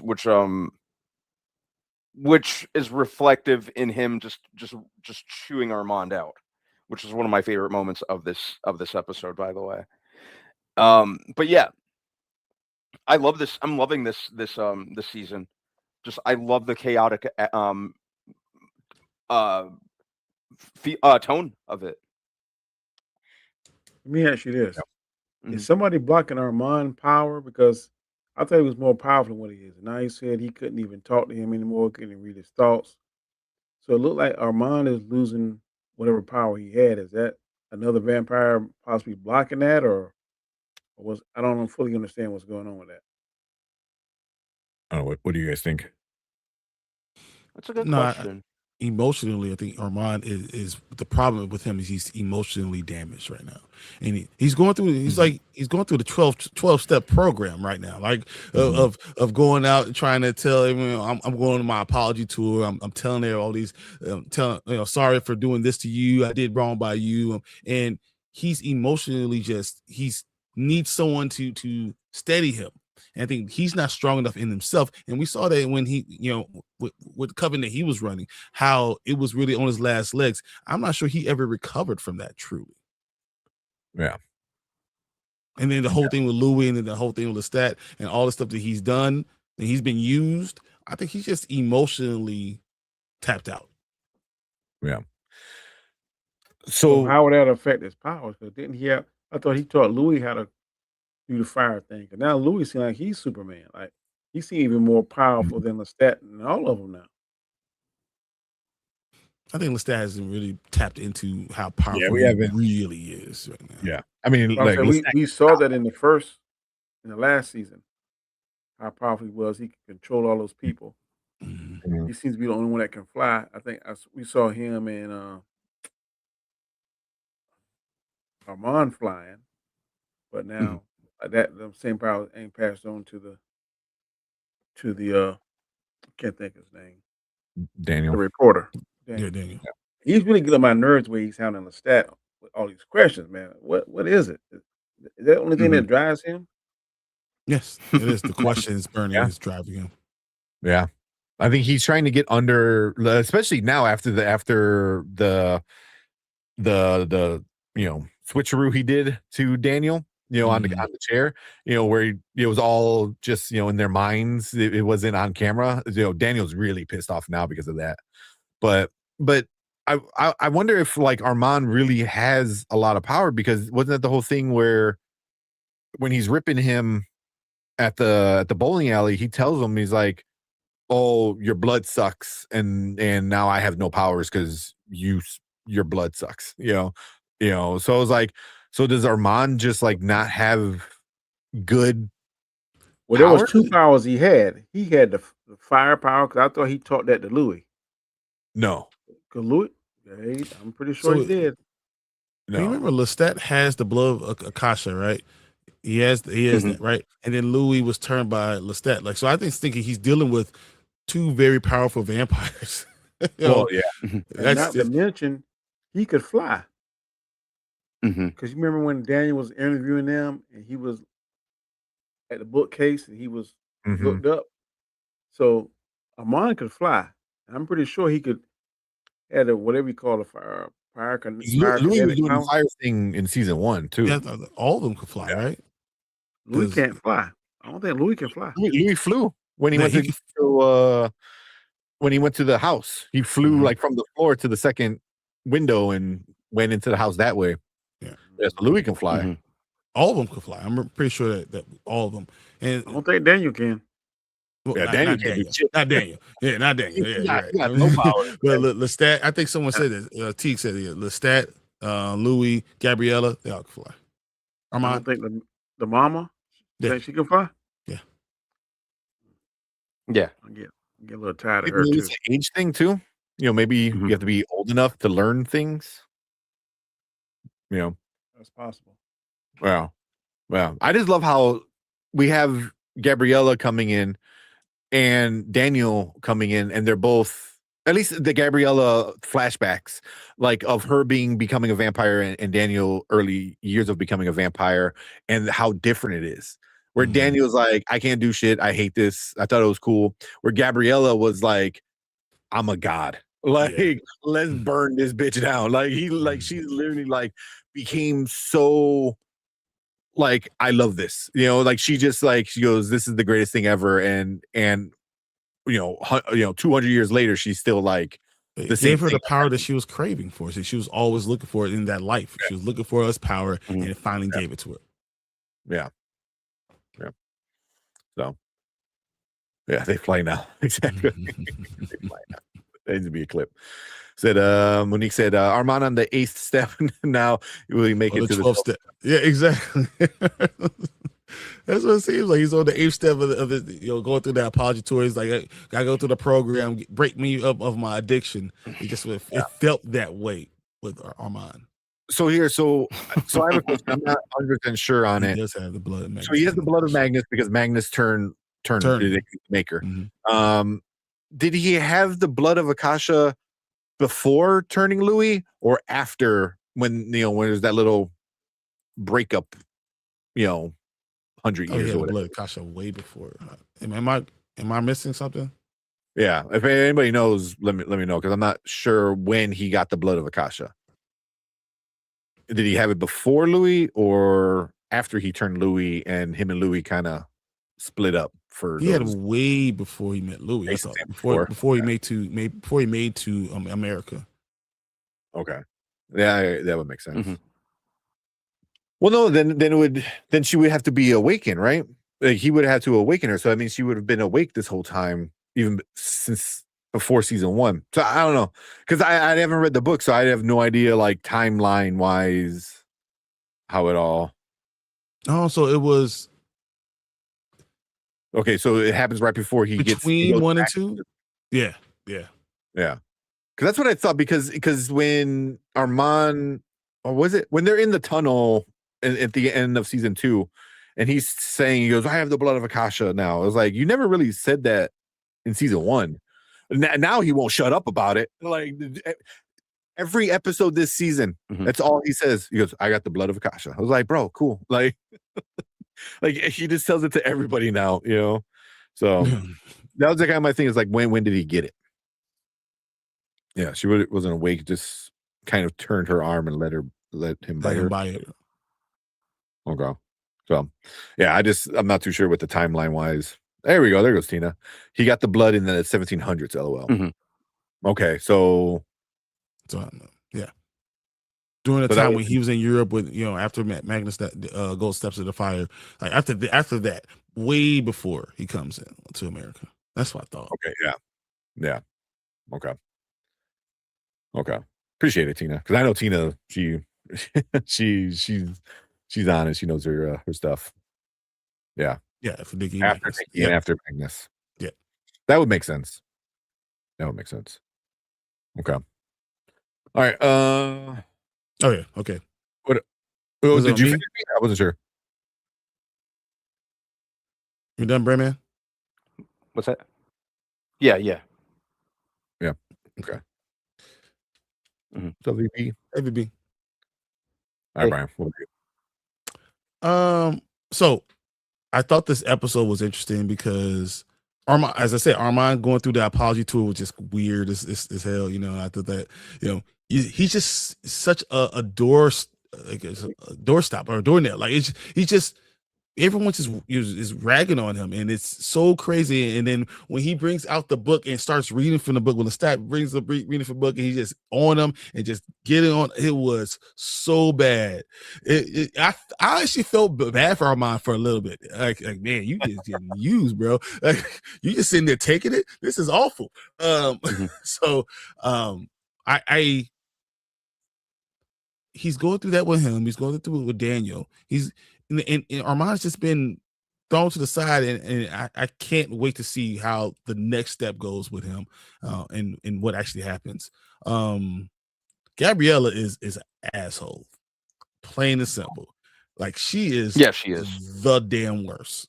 But I find it intriguing a little bit. And I can't wait to see how they're gonna go about what's going on there. But everything she does, it seems to be for her own for selfish reasons. And for some reason, Lestat continues to think that she has maybe something for his best interest in mind, and he continues to let her in, even though she continues to do it for herself. And it just kind of bothers me, but that's in a good way. So watching it makes me like feel just kind of creepy around her. The Louis storyline, I know we were talking about the Vampire Lestat being this season. We were saying, are we going to get a lot of Louis? This Louis storyline is so intriguing to me. And the more he talks to her and he tells her what's going on, and the end when she's talking, she says like, talking about my pappy daddy daddy Louis, Papa Louis. It was so crazy. So I was more intrigued by that storyline because Lestat is just all over the place, and I love what he's doing, but I just don't like Armand. I just don't like Armand. So the further they get away from him, when they talk about the flashbacks, I enjoy it more. But the Louis thing, I am enthralled by, and have no idea where the hell that's going. So, yeah. Gabriella can go back to Westeros. Wrong show. That's the other Sunday show. Yeah. You have a good heart because Aaron will always be a gremlin. That's funny. Okay. Yeah. So that it, or you got anything else? No, I mean honestly, I just thought that it was the Delaney Hales and Jacob Anderson thing just fit. And every scene they're in, I still, even if it's not Claudia, it just feels right. And I can't wait to see where this ends and how she affects even Lestat. What happens? And when you said that the idea of what's going to happen when he sees it, when he sees her, are we going? Does she really look like her, or is he just imagining it and he's projecting his feelings on her or on those looks on her? I think that's going to be an incredible storyline in itself. So yeah, this is awesome. Really, really good. Because I'm not sure even if this whole Regina thing is in the books or not. I have no idea. Like I said, I don't know any of that. What if they decide to go that route where like to Louis this looks like Claudia, right? So they get Delaney Hales, I think her name is, right? Yeah. But let's say like Lestat sees her. What if they get Bailey Bass? Bailey Bass, an episode, for an episode or something, and it's like the original Claudia who played in season 1, comes back, and now you have this like really interesting like kind of like thing is like, well, it doesn't look like her, but it does. But you have two actresses who played her. I think but she's a con woman, and he said, "I already did the research on you. I know who you are. You running credit cards, you doing all these things, and then he's just paying her. He's just breaking her off. It's crazy. She is Claudia for 100,000 times 5. Exactly. I'll be whatever you want me to say." So yeah, pretty much. Yeah, I mean, and she looked him up. What he said, he's the 52nd richest man in the world, or something like that. Yeah. So I was like, damn, so she knows he got money. So I think part of her initially when she snapped on him was like, I don't want your money, but that's a lot of money, So it's gonna be interesting. I'm really curious to see the Regina and Louis thing, and then how it carries over to something with Lestat. I think it's gonna be really, really interesting. And then I'm wondering, is his boyfriend, has he turned now? And he talked to him on the phone and said, "Are you happy? Are you safe? Everything." So it's the lawyer that might be. I think they're dating, aren't they? Yeah. He said that, when he was At saying the the little Yeah, meeting. but I think that might be an issue. I don't know. They might try that kind of love triangle kind of crap. Mm. Phoebe said, "Once a pimp, always a pimp." Yeah. The Oh pimp my God. hooray. I forgot. I completely forgot that's what he was Yes. doing when he was human. Yep. It sure was. Yeah. Mac Daddy. Yeah. Maybe said, "Get your back, Regina. I have done a lot." Wow. Oh, Let that's it funny. all hang out, ain't she? Yeah. Tia said, Delaney takes a Hurricane 5 shirt shift this season. Dude, I cannot wait. I cannot wait to see this. No, man. Yeah. The Avatar movies are over. She may be free to come back. Yeah. Come back for an episode. I think that'll be a cool like callback and everything, to it, but who knows? There's a lot more to do with Claudia further along in the books. Yeah. Okay. Yeah. Yes, you could tell that he has said those words to a woman more than one time. Yeah. Yeah. Yeah. That's funny. Yeah. So it's gonna be interesting. Oh, Teak says something. The Louis storyline, if you know the crossover story between the Mayfair Witches and Vampire Chronicles, you know what they're setting up. Okay. And even the Talamasca, what they're doing now too, in this episode was kind of cool. What they're doing, kind of bad mouthing or trying to, bad mouth Lestat, like put out the fake content out there, so fake news, out there for was it like bot views or something like that, or bot downloads for his banner. It was something along those lines. I forgot exactly what he said, but this episode was awesome. Well, they better tighten it up because only 3 more left. So yeah, right. Yeah, there's only 2 more left. So I mean, there's still a lot left for the season, but I feel like a lot of this is going to carry over to season 4 or 2 or whatever, however you want to. This should at least give this 10 episodes. This 7, 100%. Pisses me off. 7 episodes pissing me off more and more. Yeah, because it's at when the episode finishes, I was just like, I want more, because I want to see where it's going to go and things like that. But I just love, bots to boost, make it go viral. Yeah, which is interesting because there's people like Armand who wants him to stop with the music, but then if they're bot boosting his band, and then we find out about the voices, and there's a lot of these voices who initially said like, we hate Louis, we hate Lestat. Now they're like, no, we want him to be the our brat prince. He's changing. He said it's changing one a day. Yeah, and that's going to outlast and overrun the numbers. Like they're getting ready for interesting. Who is pushing this vampire conversion? Mm-hmm.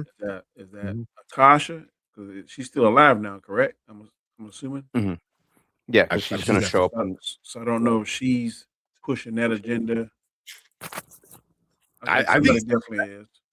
I think the Talamasca wants to do it because then it gives them the reason to go hunting. You know what I mean? Like if you make something a problem and now you're justified in fixing the problem, so we definitely see that a lot, in today's world, so if they make vampires a big enough problem, does it give the Talamasca like, well, we got to take care of them, But then the Talamasca was the one that hired Louis to kill the other guy. Yeah. So I mean, they're kind of playing. I feel like they kind of play both sides a little bit. Where like to push the agenda to get to the conversion stuff, and the great conversion too, so they can then step in and do something about it. I think they're keeping track of to see which one's more powerful and stuff. Because Louis, he's almost like God level now with stuff he can do. I didn't think you could take out another vampire as quickly, but that guy was easy work for him. Oh, 100%. Dude. Well, also he was angry, to say the least. So dude, Gabriella is the worst. I'm just saying, honestly, and she keeps on abandoning him, and it's just funny how Lestat continues to allow it to happen over and over and over. And he's been abandoned so many times in his life, yet he keeps on letting her back in, not realizing that she's the reason why he feels all this abandonment, all the abandonment issues. But he said that when he's narrating. I don't know what made me turn the band around and sing that song, whatever. So Yeah. she got an agenda too. I don't know who's pulling her 100%. strong. I would think that since he was her maker, he could be able to read her thoughts and stuff. But apparently, that's not that's not a part of his power set. I guess it's like he would be able to feel that selfishness and can hear her thoughts and stuff. It's nasty, Monique, but it's nasty, but it's 100% right. Ew. Yeah, ew. Also, yes. Just wait till his daddy issues show up in the next episode. Oh, geez. He already took care of that, didn't he? No. Well, his human daddy, he took care of his vampire daddy. He's still dealing with that. He looked like something out of the monster or something. Yeah, right. VB said, did you guys discuss the CN Tower falling a couple episodes? Which one's the CN Tower falling? Oh, excuse me. I'm not sure what that is. CN Tower falling. I'm not sure. Yeah. Let us know what you mean by that. I mean, I have a brain fart. Yeah. But I mean, yeah, Gabriella is a problem. Louis and Regina, that's a problem. That's wrong. I'm not sure what you're talking about. Yeah. What does CN stand for? Yeah. But I actually thought that episode three was in that thing to kill that guy. See what he was going to reveal about the band. That's what I thought he was in there. I was really shocked to see him in the 12-step program. Oh. That was my first thought. Oh, he in there to see what that guy gonna say. If he see the wrong thing, he gonna kill him. I think he's using him because he knows he's like, you're my in to Lestat, because like Lestat wants you back in the band. So if I can get you to like worship me, which is he's already saying he's a god, which is crazy, So like because Armand is playing the victim a lot, but I think he got some kind of sinister. Oh, he has a plan. He has a plan, and he just plays that, oh, poor me, and then meanwhile he's doing some stuff. I wouldn't be a bit surprised if he cut off his connection to Daniel on purpose. On purpose. The CN Tower is the tallest building in Toronto. And in the background, when Lestat's like going crazy, I think it falls. I don't think it was a main part of it, but I saw that kind of falls. Yeah. It's always emotions and all that stuff. Exactly. Yeah. Gabriel right now be the reason why Louis loses his leg. Oh my god, I completely forgot about that. Like him losing the leg, the eye with Armand. Like we're still building up to that. I thought they could like grow that stuff back, but I guess they can't. Or does it take time? Maybe it takes time. No, that one guy cut his hand off and it still was off when he was on the bus. And then you heard Lestat say, "No, don't do that." The French guy from Paris. Didn't he cut his hand off in one part of the show, and then the next part he was writing on the billboard with the stub? He was writing on the board with his nub. But he's dead. He's dead. He's a figment of. He's a figment of Lestat's. Yeah, I remember Armand when he stepped into the fire and Armand killed him, or held him in the fire, I should say. Yeah, held him in the fire and let the fire burn him. Yeah. Killed him in front of Lestat too, didn't he? Yeah. Just even more messed up. Yeah. They don't have the blood of Akasha. Yeah, exactly. I think the auction scene from the episode 1 is taking place during the book. Tell the Body Thief. That's what I'm thinking too. Like it's setting up stuff that we're gonna get like in a few seasons. Yeah. That's a Rontian. Dear God, no. I think that because they're definitely laying groundwork for that. Yeah. for future seasons. Yeah, but I'm trying to think of anything else like major part that we haven't brought up, because it was just I don't feel it was as good as episode 3, but it was still like a great episode, because episode 3 was just such a peak episode. The Man. ending of the episode was so thing, you know. So like, Mid say he's like not relaying the exact argument with Gabriella, and then you see him on the bus. You see, was it Louis on one side, and you had Claudia on the other side, and for Saturday that it's going to go down, and I can't wait to actually see what happens. Dude, Yeah, I just thought that scene was interesting because I was like, what the hell is happening? Look, Why are they there? Yeah, you saw the French guy, right? The French guy that he keeps seeing. Who there was somebody else too. I can't remember. Because I know he was Claudia and Louis. It was his French lover, Nikki. Wasn't it his maker? Was it his maker? I thought it was his maker, the French guy, the lover, and it showed Claudia on the right as we look. It was Magnus, Nikki, Claudia, and Louis. Okay. Might even been his mama too. Yeah, Gabriella. He was talking to her. Yeah. Oh, unless maybe it might have been the old version. Maybe I think it might have been like a band member also too. Yeah. But yeah, just the ending was great. Well, kind of what you said. Whether he's trying to tell you as the viewer, and he's like blah blah blah. You know, I'm like, I find that very like Lestat-esque of storytelling. He's like kind of like what Brandman said with him being done with the music. He's like, I'm bored now. You know, like it sounds like he's getting bored of telling you the story as he tells the story. You know, he's like, whatever. You know, like, and it's so. It feels like, yeah, you know. So like stuff like that, I find like really like entertaining. You know, because it just builds him as a good character. You know, so. Oh, you guys got anything else? I don't. Yeah, that's mostly it, I think. Yeah. If being a vampire means having vivid hallucinations of my exes, I will pass. Right. I just don't want to be undead. You see, I've been dead for 265 Same. years. I'm good. I don't need that. That has abandonment issues. Oh my God. 100%. I got sad for him when he lifted up that boat and she was gone. I'm like, but why? Like legit. But why? Right? Because that's who she is. She continues to abandon, and he continues to allow her to stay. Yeah.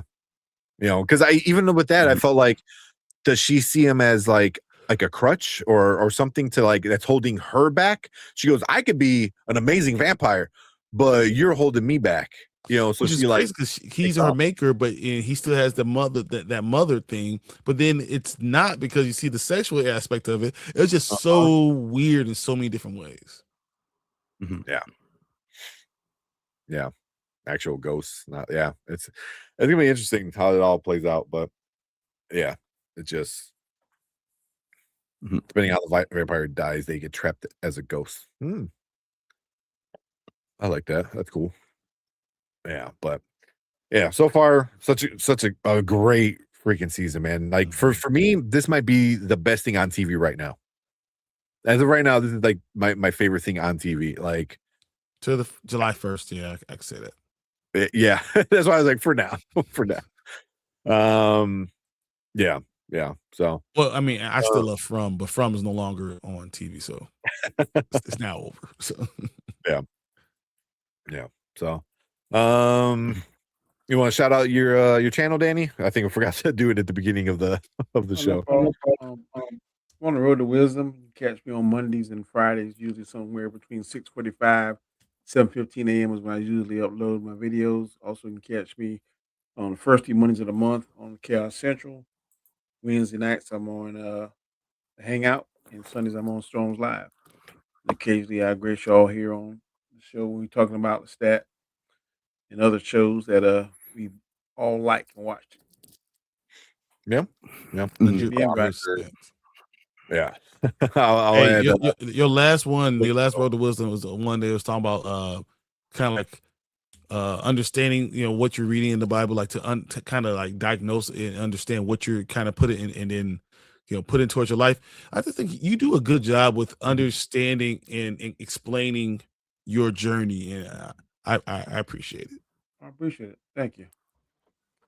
I appreciate you it, go. Bubba. Huh? Y'all have a good night. But that bed is calling me. I can hear it, boy. Can y'all hear it? It's like, dang. I love House of Dragon. This probably is the best episode of the season so far for me. It was. I agree with that. I will say Yeah. one quick thing. I am so glad her son got killed. He was a pain in my butt. He's- I'm glad he's dead. I wish that the other dragon, I wish his dragon would have lived and Sheep Stealer would have died. And well, that's where I'm at now with that. Oh man. Yeah. Yeah. So if you're watching on the replay, make sure you guys hit that like button, hit that subscribe button, go check out Danny's links. I'll put the links down below. But if you're watching live, stick around. Danny already kind of gave a little teaser of what we're talking next. So if you guys want to talk House of Dragons and you're in the live chat, stick around because we're gonna move on to our next topic.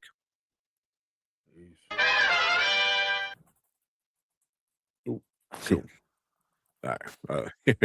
Dipped out. All right. Good night. Good night. I think I know they're sitting out with Regina.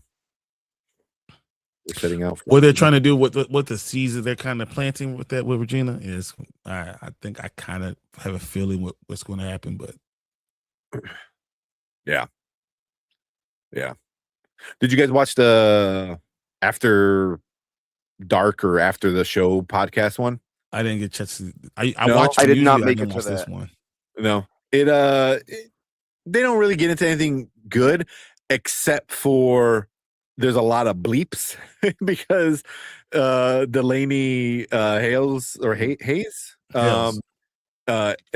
she winds up saying something, so they had to like put like a bleep and spoiler over her mouth. and then like the showrunner was like, I don't know if you could say that. So there's a lot of that kind of going on. So you're like, oh, some interesting stuff. And then I feel like, especially coming from her, I assume it's something from her character. So I think we're gonna have some big thing in there. But yeah. Oh man. Before we get to the next one, let me get something to drink because my throat's getting low. Yeah. Yeah. What you've been? What time Yeah. did you guys start with the others? You started with kids. So I've been doing about 3.5 hours right now. Gee. And I was doing work before then because I was trying to catch up my work. So I've been sitting in this chair for like 5 hours. Yeah. So I'll be right back. So yes, and they're dropping spoilers, right? In there. But yeah, no, I didn't catch that. After this recent episode, I think I just got a little lazy. Usually I watch it too. Yeah, it was cool. I don't think it. Yeah. Oh, my bad. I'm sorry, buddy. Oh, you're good. Said Tank, I like how they did the review. On the review, they reversed the scene with the two actors. Yeah, where Armand read Daniel's rant. So the guy who plays Armand read Daniel's rant to the guy who plays Daniel. So very different. He played it different, but he played it more like how Armand would do the rant. So it was different. It was cool though. It was interesting. I like when they do stuff like that. Oh man. All right, Collector. Sorry, I saw your comment, but I couldn't bring it up because we were, talking about the other show. But as soon as Brian gets back, we're gonna be What's going on, Collector? talking about Hot D. Is that the Rockies, the Rosses, or whatever, the fire thing? However they say it. Dracarys. Is that it? Dracarys. Oh, that's good. But all right. I was saying, have a good night. Have a good night. Have a good night. Collector's like, yeah. Oh, Collector, do you have Game of Thrones, like the whole, like at least Blu-ray collection? That's a good question. Ask him. Yeah, because I saw one of the seasons. It was missing the slipcover. It was at one of the at a Goodwill or at a Savers, or it was at thrift store. But I was gonna get it, but then when I was going through it, one of the discs were like completely like they decided they wanted to use it as sandpaper or some shit because it was just so bad. Otherwise, I would have got it and just sent it to you, but I'm not sure if you have all the Game of Thrones seasons or not. Mhm. So, well, time to play Star. Is Star Fox out already? Is it? I don't know. He said he's gonna play Star Fox. I was like, ooh, He said that last week. Yeah, so that's Ace, right? Yeah. nice. Yeah, I love. You know that. Wait, what? Wait, what we do? I don't even know what we do. Yeah, I guess it's we're nice just business. being us. I think I have all of Game of Thrones. Yeah, I have all of Game of Thrones on Blu-ray. Mhm. Yeah. Oh man. All right. Make sure we're good. And we're moving along, man. It's only 11:30. I know. I'm like, Right. yeah, let's go. My throat's starting to kill me because one kid got sick, but like my oldest only lasted for like a day, but now my youngest got sick and just fucking snot everywhere, man. Just he comes up to me, he goes, duh, duh. I'm like, oh, what's wrong? But he goes, but just all in my face. I was like, well, there goes that. Like, I'm getting sick. And then sure enough, like I remember last night, I'm like, uh-oh, my throat's starting to get a little scratchy. Dude, it's gonna be a heat index of 107 tomorrow. Yeah. Oh, Nasty. Dude, the Chicago weather just has no chill. It does has whatever it wants when it wants. Last week it was chilly. It was in the 60s. It was rainy all week. Raining cats and dogs throughout the week. And then just today it just shoots up. you like saunas? Well, how about this? Well, Mhm. all right. It was like I said, it's kind of like when I lived in Korea, because it got it would get super hot out there around like actually earlier than here, like starting in May it would heat up. Oof. But it was like that dry heat. Everyone always says that about like the dry heat and humidity heat. I was like, man, when it's 107, it don't matter. Yeah, it's just hot no matter what you do. What you talking about? It just sucks. All right. Let's get into House of Dragon. Let's go. All right, what is up? Welcome back, Spoiler Kings. We are back talking House of Dragon, season 3, episode 2. What was it? What was it called? A Queen's something? I just had that too. Oh my god. But anyway, it's the second episode of Queen's Landing. Queen's Landing, duh. Yeah, yeah, makes sense. Yeah. Yeah. So we're after the big The Black water Queen. war. Everyone's trying to figure out what's going on with Jace. Well, I'll say everybody. Her mom, is like having a breakdown. Dude, she's going fucking nuts. That's the problem. But it's just like one thing after another for her, and after another. So it's like she has no time to like deal with it. So but yeah, this one, I mean, picks up right where the first one left off. So we'll start off with Brandman. What you think about this episode?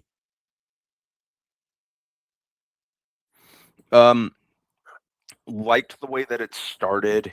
It really set the tone for the rest of the episode, I thought. I think all the stuff with Matt Smith, Damon, probably my favorite character, definitely my favorite acting job. I think he's just so good on it. The stuff with the dragons was fine. But I really like how they're showing. What's the queen's name again? Rhaenyra or Alicent? Which one? Yeah. The one who lost her son. Yeah, Rhaenyra. Yeah, Rhaenyra. Like her. Yeah, her. Just showing her mental deterioration is really well handled, and it kind of adds an emotional layer that I didn't quite expect out of this season. So from an acting and a writing standpoint, that's been pretty well handled so far. So I hope they maintain the momentum with that. Those were my favorite things about it.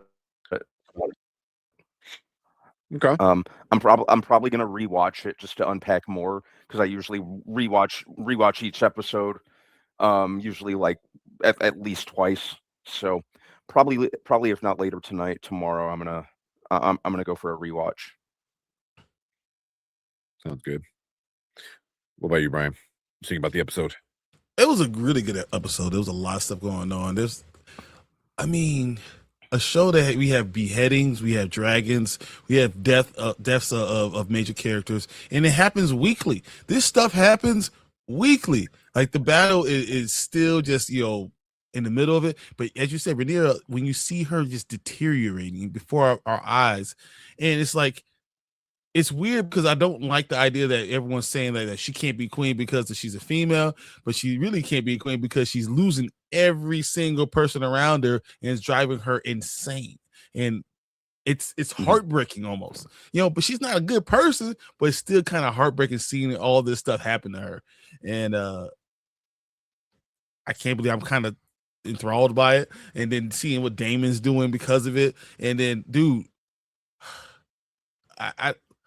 Alicent is the worst character ever created. I mean, she's even worse than Otto. Like, Otto's horrible, right? Alicent is 10 times worse. Like, and I'm watching Aemon, and I'm like, man, he's just such a fucking problem. And then his new armor is crazy. It's just so much going on, and they're doing a good job of storytelling. I think this is the best episode I've seen this season so far. Yeah. Alicent being so wishy-washy, I was like, oh my god, you're oh my god, she's so annoying. But yeah, I enjoyed this episode, I think, a little bit more than the first episode, just primarily because the end. I think I said it. I was on well, not I wasn't on, but I was in the chat for the Dre Mac show earlier, and I was like, for me, and I know I'm in the minority when it comes to it, I was like, you could probably double speed 45 minutes of this episode, and then the last 15 minutes, watch it, because for me, it's like the last 2 episodes has been the last 15 minutes. The last 15 minutes has been where the story has been at, so yeah. Like I acting that's it's so well done. The acting here is just great. The story is take it or leave it, whatever. I think the acting's great. Yeah, I mean, yeah, the acting is fine. Like, yeah, when you had all the Valyrians on the beach, that was a cool scene. Where he lost everything and he's like, you can have my name. It was like, cool, thanks. But obviously, that's what it meant. How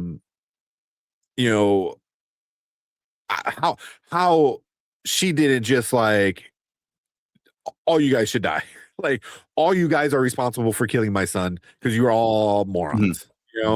It's like, I am your queen, and you trap this fucking boy, and you tell this little boy let him go do whatever the fuck he wants, and then he dies in the damn in the ocean or whatever, the sea, whatever, and like, you guys, your fault.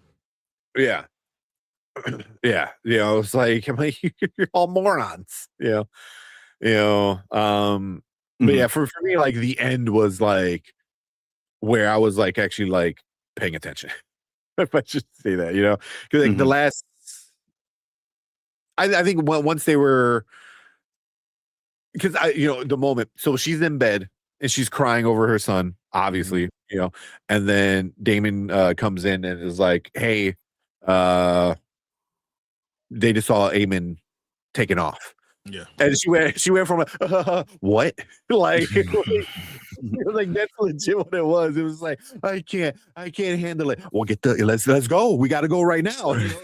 Like, just so like crying to like why aren't we already getting ready? It's like it kind of made me laugh a little bit, because I was like, but it also like shows like she has no time to really grieve. And I think from that moment is when I like, for me, the episode got like better, and then it kept getting better until like the end, because I didn't because Otto, you didn't expect Otto and it'd be sitting there being or half of Otto's.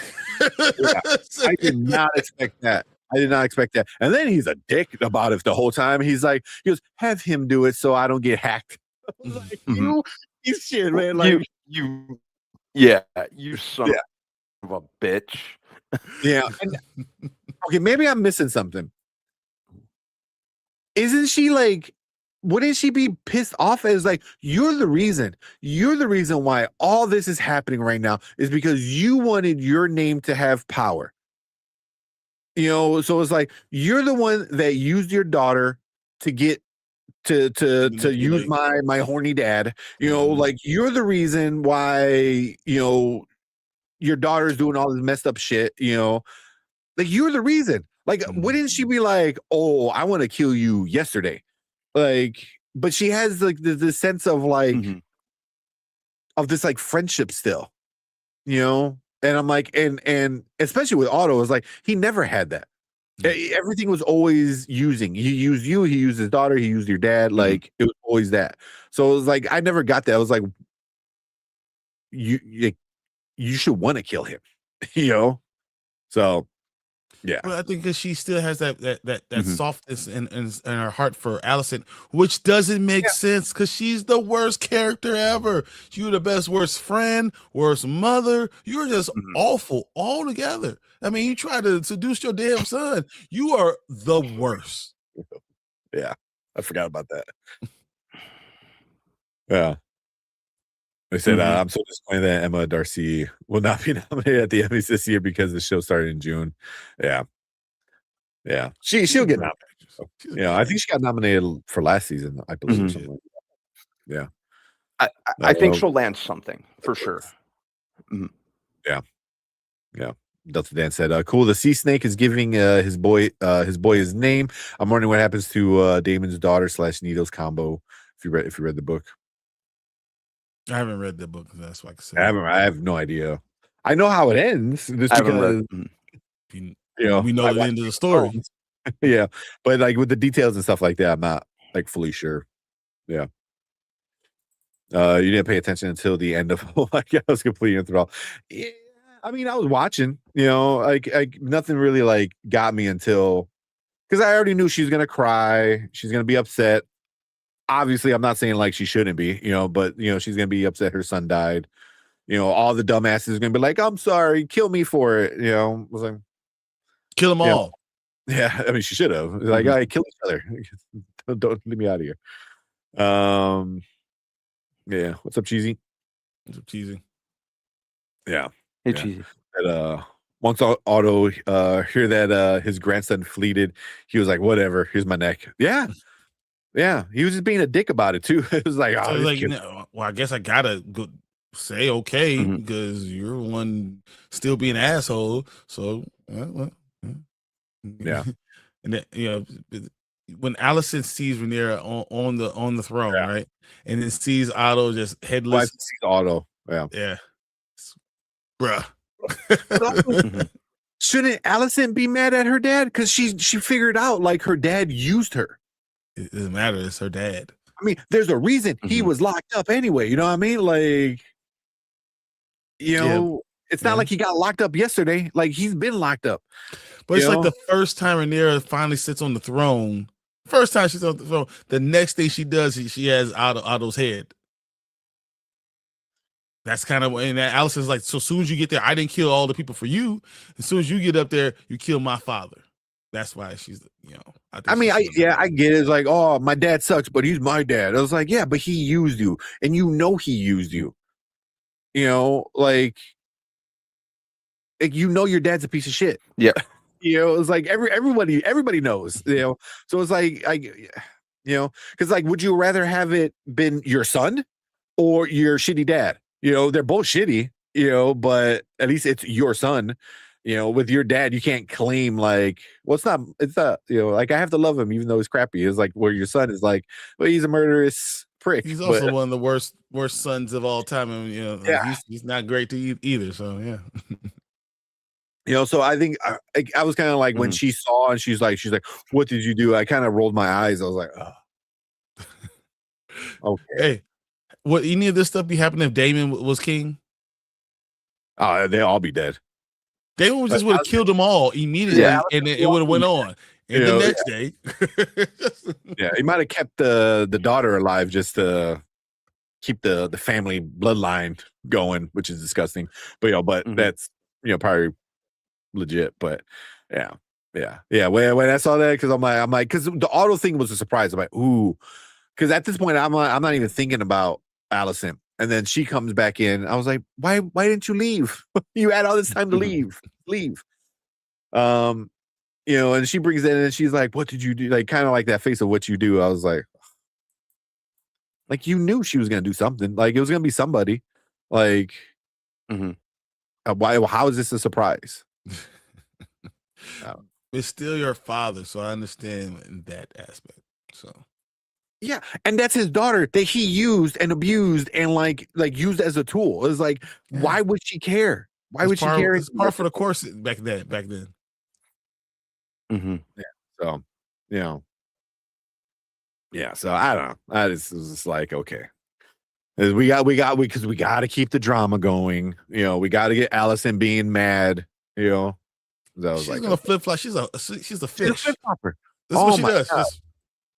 Because I want to help you get the kingdom back, but then she's like, oh, you killed my horrible dad. Well, now I want you dead. I was like, your dad deserved to die. He deserved to die a long time ago. A long time ago. So you slept with my dad and took the crown and caused all this mess. How about that? How about behead you? Yeah, exactly. Oh man. Was it? I'm questioning how much y'all are paying attention if you can't pronounce the fire command. I could barely say some of these damn names. I apologize. Man. I can't. No. Yeah. Like, I'm not paying attention. I mean, I guess it's paying attention because I was like, oh, cool. That's the fire word. I'm sorry. Like after season 7. Of Game of Thrones, like it's been really hard to get me checked back into a lot. I was like, you hurt me, and I'm not letting that door open again. Delta said Needles was a major character that takes Sheep Stealer in the books, or her and Damon hooked up. Oh, okay. Needles, yeah, okay. Did I expect Ray to swing the sword at Otto? She had to, though. She had to. She didn't want to, But she was already being looked at as weak, right? So look at all the things that he's taunting her in front of the same people that just had that problem with her the previous episode. So if she doesn't do that, now she really is weak, and now even more people are going to be challenging her. If she needs to have the backing, she had to do it. Yeah. The foot fetish dude locked up Otto. I don't think she knew about her pops locked up. She might not have. But she know now. Well, she knows after this episode. Yeah. But she knows he's not a good guy. Because she figured out like he used her. I could be wrong, but didn't she like snap off at him in like was it last season? That was last season. But he told her, "Why? Yeah, I gave you this life. She Look did at the life you live because last of season, this." yeah. Yeah. Mhm. Acting like that's a good thing. Like you lived this life. I was like, cool. Like I was a concubine. Like appreciate it. She was queen. Queen Yeah. concubine. Queen concubine. I think she was more surprised that he was there. That could be interesting. Because then if the foot fetish dude locked Otto up, then would that mean her son, Aegon, would have known too? They set it all up that he wouldn't know You know, Otto was is that a locked bigger up. betrayal? Yeah, is that your son locked up your father, his grandfather?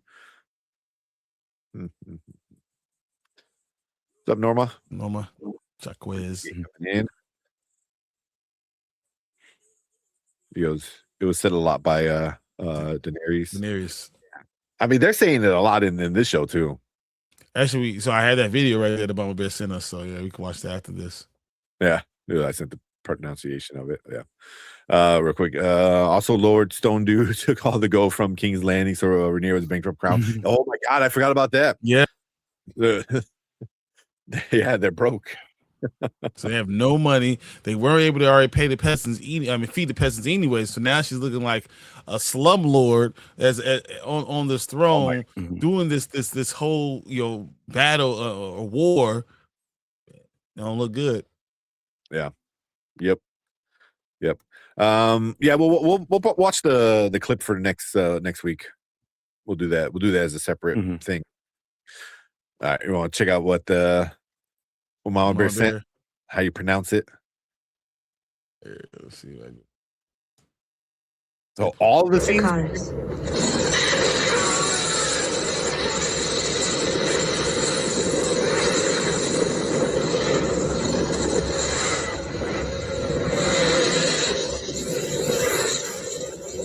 Dracarys.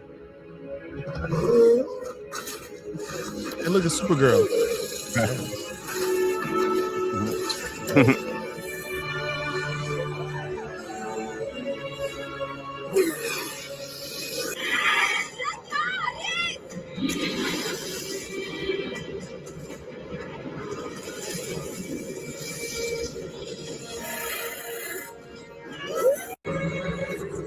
Dracarys.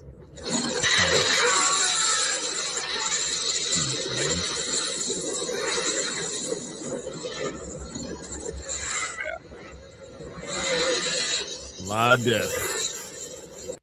So. Yeah. They say it a lot. They said toasty. Yeah. Yeah. I love Toasty. Have him come in there. Mortal Kombat guy. Yeah. Toasty. Yeah. Yeah, about to be some time. Someone yelled that in the someone yelled that in the theater.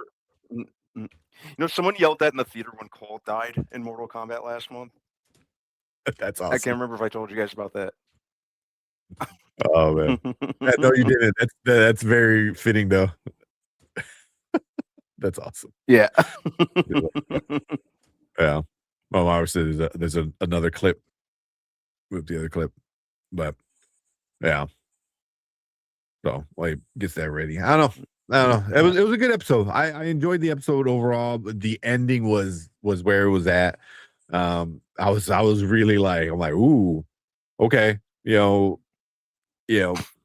Also, them walking all badass through the castle to get back to the throne room. I was like, okay, that's pretty cool. Because they're just walking just like we own this shit. Even Damon is like, who else challenged us in our house? I was like, yeah, you're not wrong. Well, it's gonna get repoed. It's gonna get repoed. Yeah. Yeah. Like blame the green Targaryen banners. Not the black ones, not the black and red ones. Sounds very much like us, huh? Yeah. It's not my fault. It's the last guy's fault. Yeah, her and it's guest characters. Oh man, I would totally say that in theaters 100%. 100%. Yeah, but I don't know. Anything else you guys want to bring up about this episode? Might have missed. Trying to think of something else. That's all I can think of at the moment. Yeah. Like I said, I'm gonna go back and rewatch it probably tonight after this. Yeah. Oh, there was the one thing where Eamon goes to. Yeah, I forgot what castle he goes to. When he gets his armor and it, kind of with the one eye thing. Yeah, right. Well, then he gets he gets stabbed in the back or on the side or whatever. And then he just takes it, and then 2 minutes later, he's like, "Help me!" to this random chick. I was like, "What?" I'm like, also, if he that was one thing. I was like, "You have a knife. His back is to you. Why are you gonna stab him in the kidney? Just go for his throat." He took off the helmet. You can literally, he has long hair. Grab the hair, slice, done. Instead, you're like, you could have ended the entire show. We've been good to go. His neck is wide open. Instead, you stab him in between his metal armor. It was like, what? Stab him in the neck. That was one thing I didn't get. I was like, I get you're not a warrior. You're a prince, of some nobody guy. Not nobody guy, but, of a lower lord. So I was like, but at the very least, it's common sense. At least stab his other eye. He's only got one left. There's so many other better places to stab him than little prison shank in the ribs. I was like, what? But I do think that's gonna be interesting because he is what's her name gonna save him? Is she gonna be like, you know what? Ray Ray's not gonna give me what I want. I'll help you, but somebody needs to give me what I want. So I think she's gonna help him, and he's gonna promise. He's like, yeah, take whatever you want. And because there still needs to be more fighting. Yeah. So I think that'd be a interesting way to do it. Yeah. Oh man. All right, let's watch this promo for I'll fire. Or do you want to end it first and then watch the promo? Yeah, we'll end it first and then we'll watch the trailer. Yeah. So if you want to watch the trailer, you gotta make sure you join us in the live chat. So if you are watching on the replay, make sure you guys hit that like button, hit that subscribe button, leave a comment. Let us know what you think about this episode of House of the Dragon. Do you like it? Do you hate it? Anything we might have missed, make sure you just leave a comment and let's talk in the comment section. But if you are watching live, stick around because we're going to watch the trailer for the next episode right now.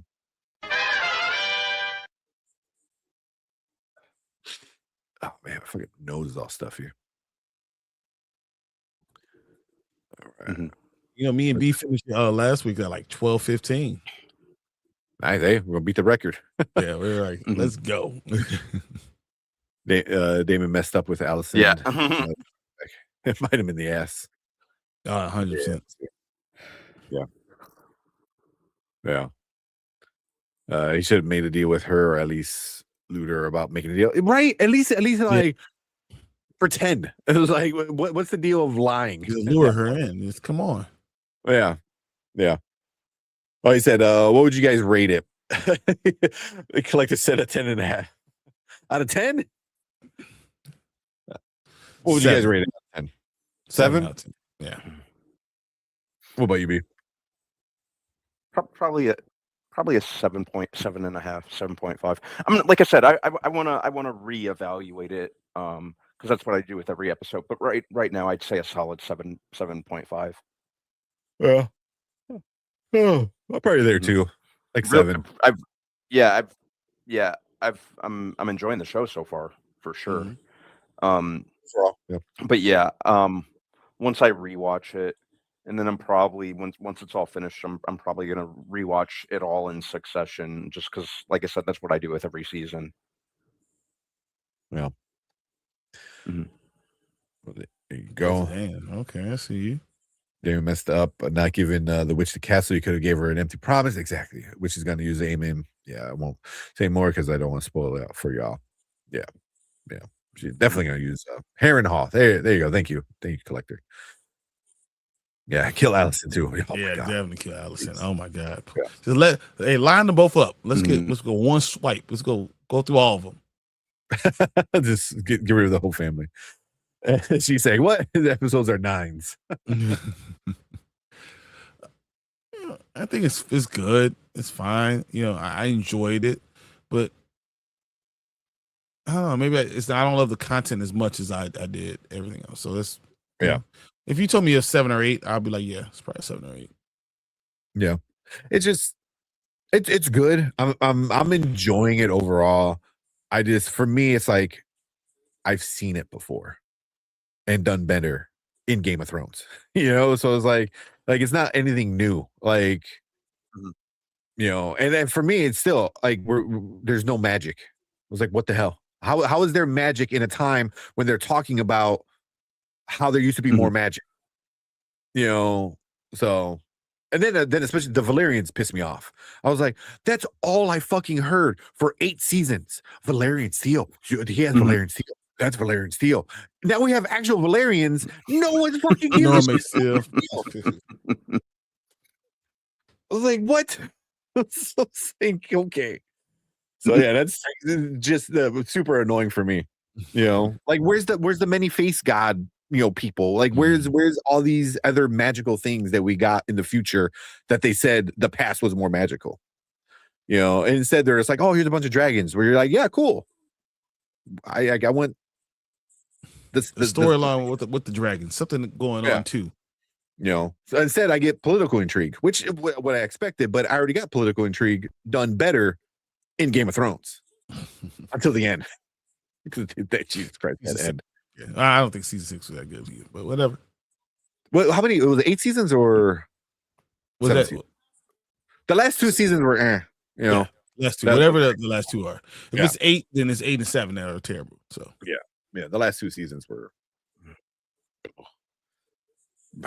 Still, me and Erica were talking about it today. I was like, Sansa should have been king. Why was that so hard? Sansa should have been king. Instead, you put Bran, who no one knows, no one respects, and he's crippled, which more people are not going to respect him. Where Sansa was like, oh, she killed Joffrey, everyone in King's Landing already loved her because she's been through the shit with them, so it was like she should have been king.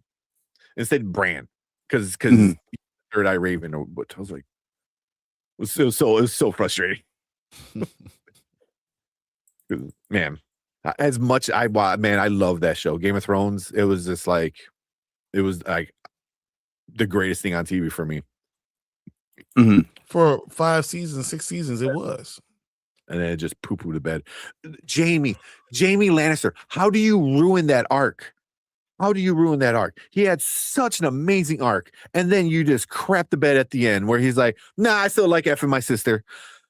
It's like, what? Like, you became such a better person. And then at the end, you're just like, nah. I was like, what? Yeah. Oh, man. Yeah. For me, Game of Thrones is way better. Like tame by comparison. Yeah, exactly. Last week episode for me went down to 8 because you like this one so much. Yeah, I can see that. Give it to Jon Snow. That would have been a better ending. He went through a lot. Yeah. Jon Snow should have been the king of the North, because then he would be the actual king of the North. He would have been able to connect the north of the wall and Winterfell, and he would have been the actual king. That would have made more sense. But instead, he just like, I'm out of here later. I was like, so the whole Targaryen bloodline is gone, which is another reason why this show pisses me off, because I was like, oh, none of it matters because you're all dead. Like, no one, like, there's no Targaryens left. Jon Snow kind of a little bit, but he's over there messing with White Walkers. So, I don't know. That's why just it pisses me off to like no extent. Oh, because I'm not comparing this to the Game of Thrones, comparing it to last season. Yeah, okay. But it's a prequel to Game of Thrones, so it's like, for me, it's like hard not to. Spin off. I mean, this is what it is. Yeah.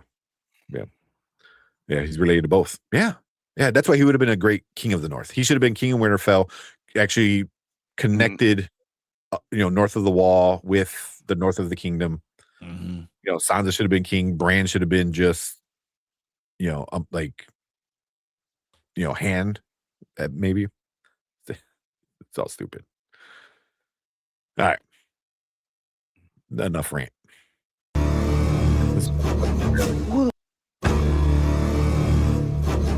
All eyes look to me now.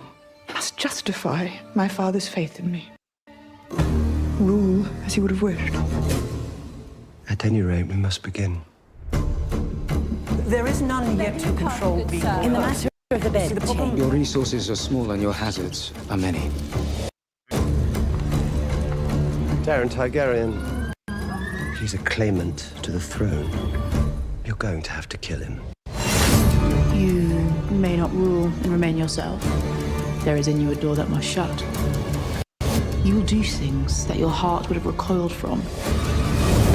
I dispute that I must become what I am not. Time will tell.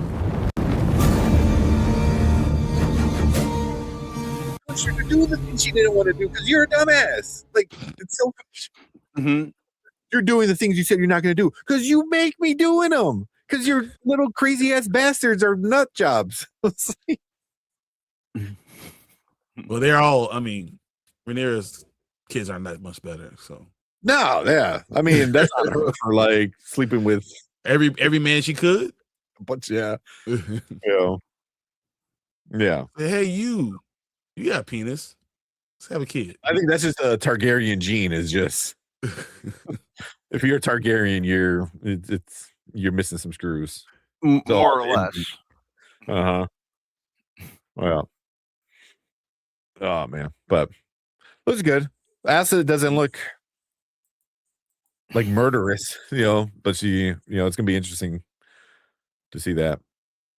Yeah. And there's a promise. She's gonna be like, I promise them I'm going to kill her one way or another. And she's gonna sit there and deal with it until then. Yeah. Yeah. Yeah. Then I forgot about the other Targaryen big boy. I was like, oh shit. Yeah. It's like there's a bunch of them around. So yeah. It's gonna be interesting. I'm kind of curious to see, the money problem. Because that's gonna be a big thing. How can you be a king of a king and be broke? Yeah. You gotta sell some people off. Sell some of those dragons. Yeah. You can make want a more. slightly used dragon.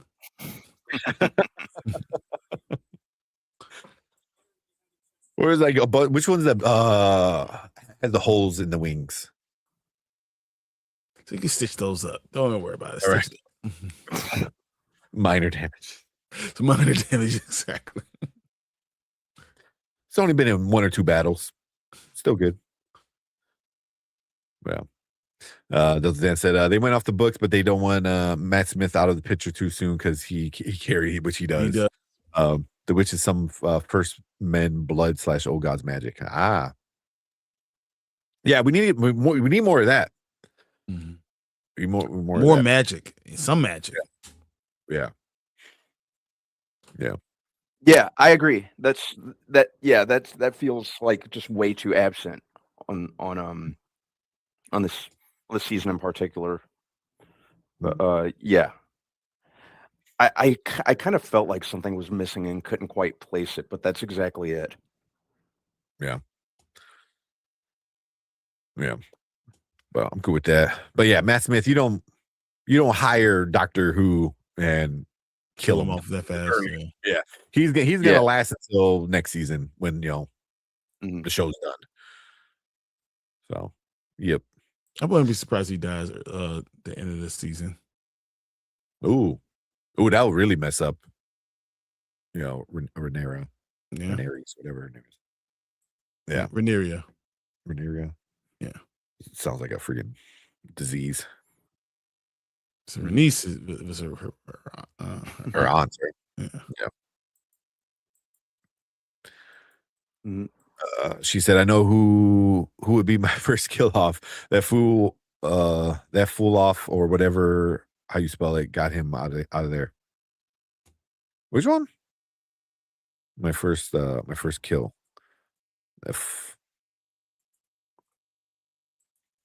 Off, full off. Not sure. What are you talking about? I'm gonna say this right now. I think the show is gonna be better than Night of the Seven Kingdoms so far. No, Night of Seven Kings for me is better. Just comparing season 1 to season 1. Mm-hmm. That's because season 1 of House of Dragon I thought was really good. It was. Season 2 wasn't that great for me. And season 3 has been good, but I don't think it's been better than season 1 of House of Night of Seven Kingdoms. And mostly because it came out of nowhere, and I was thinking I was going to hate it, and I loved it. Yeah, because I think the thing with prequels, whenever you tell a prequel story, it needs to be about the journey because you already know how it ends. Mm-hmm. You know, so with this, like the journey's fun, but I don't think it's like that entertaining as it comes to just the journey, because you already know how it all ends. You know, especially in this kind of story, where Night of the Seven Kingdoms, I think it's like seeing Egg and Dunk, you know, grow together and be like this like little, you know, duo. You know, I think that's fun to watch. You know, Agreed. So, but who knows? I mean, you know, we still, after a couple more seasons of that, we'll see how we still feel. Yeah. I feel like the witch is like the Red Witch from the Game of Thrones is the older than she is. Yeah, because that's what I got from last season. Because then she helped Damon, right? Last season. Yep.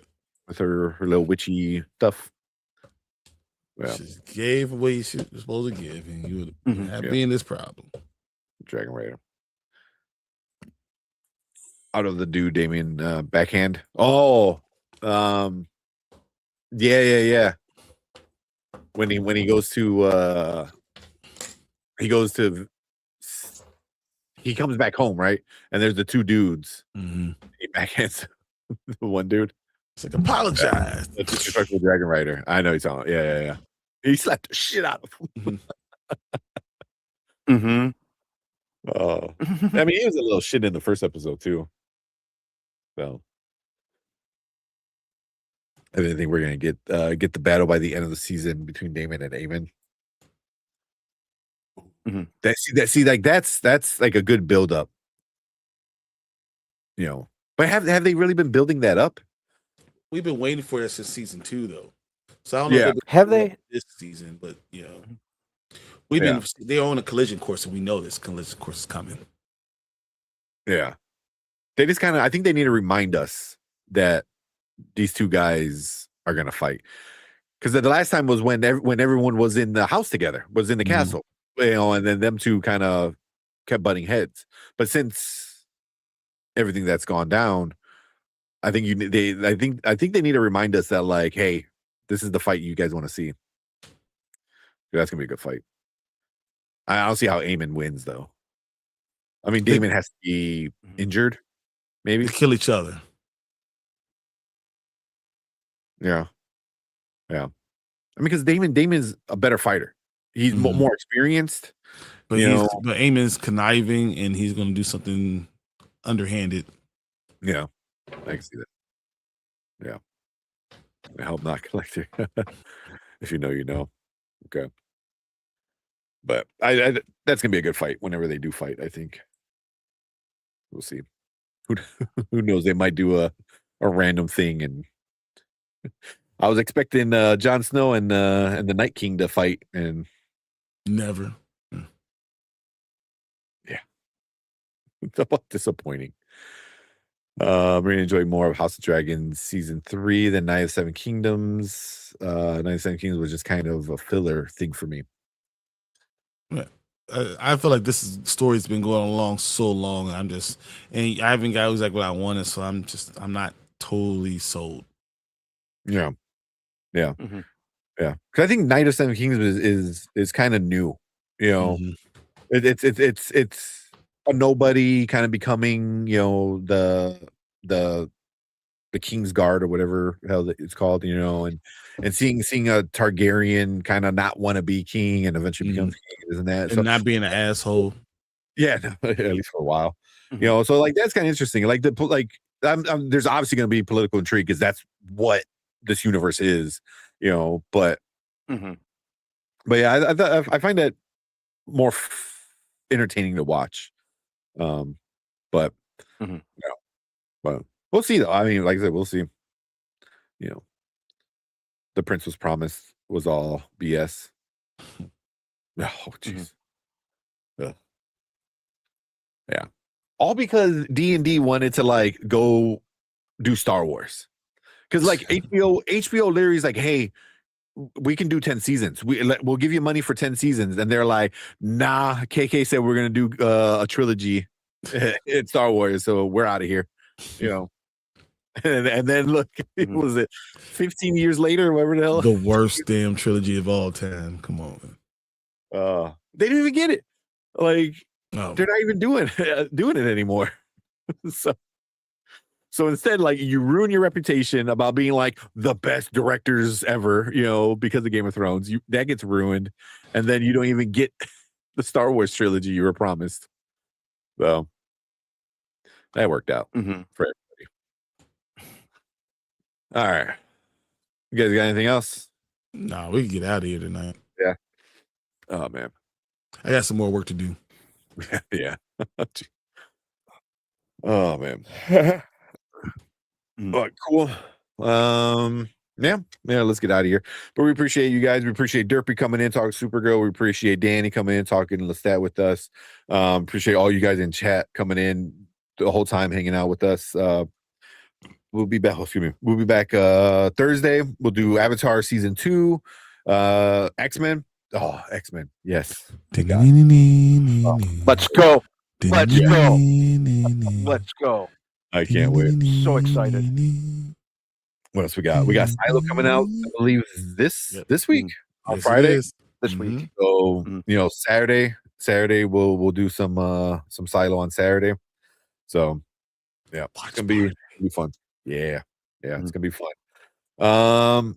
But cool. We appreciate all you guys. Yeah, talking about all that stuff. Yeah, that's how it's called, the Dance of the Dragons. I want to see some dragons dancing. I want to see them two-step. Let's go. Two-step. All right. But cool. Yeah, we will see you guys on Thursday talking about some more TV shows. Have a good week. Be safe out there. Stay cool. And we'll see you guys later. Peace. Later.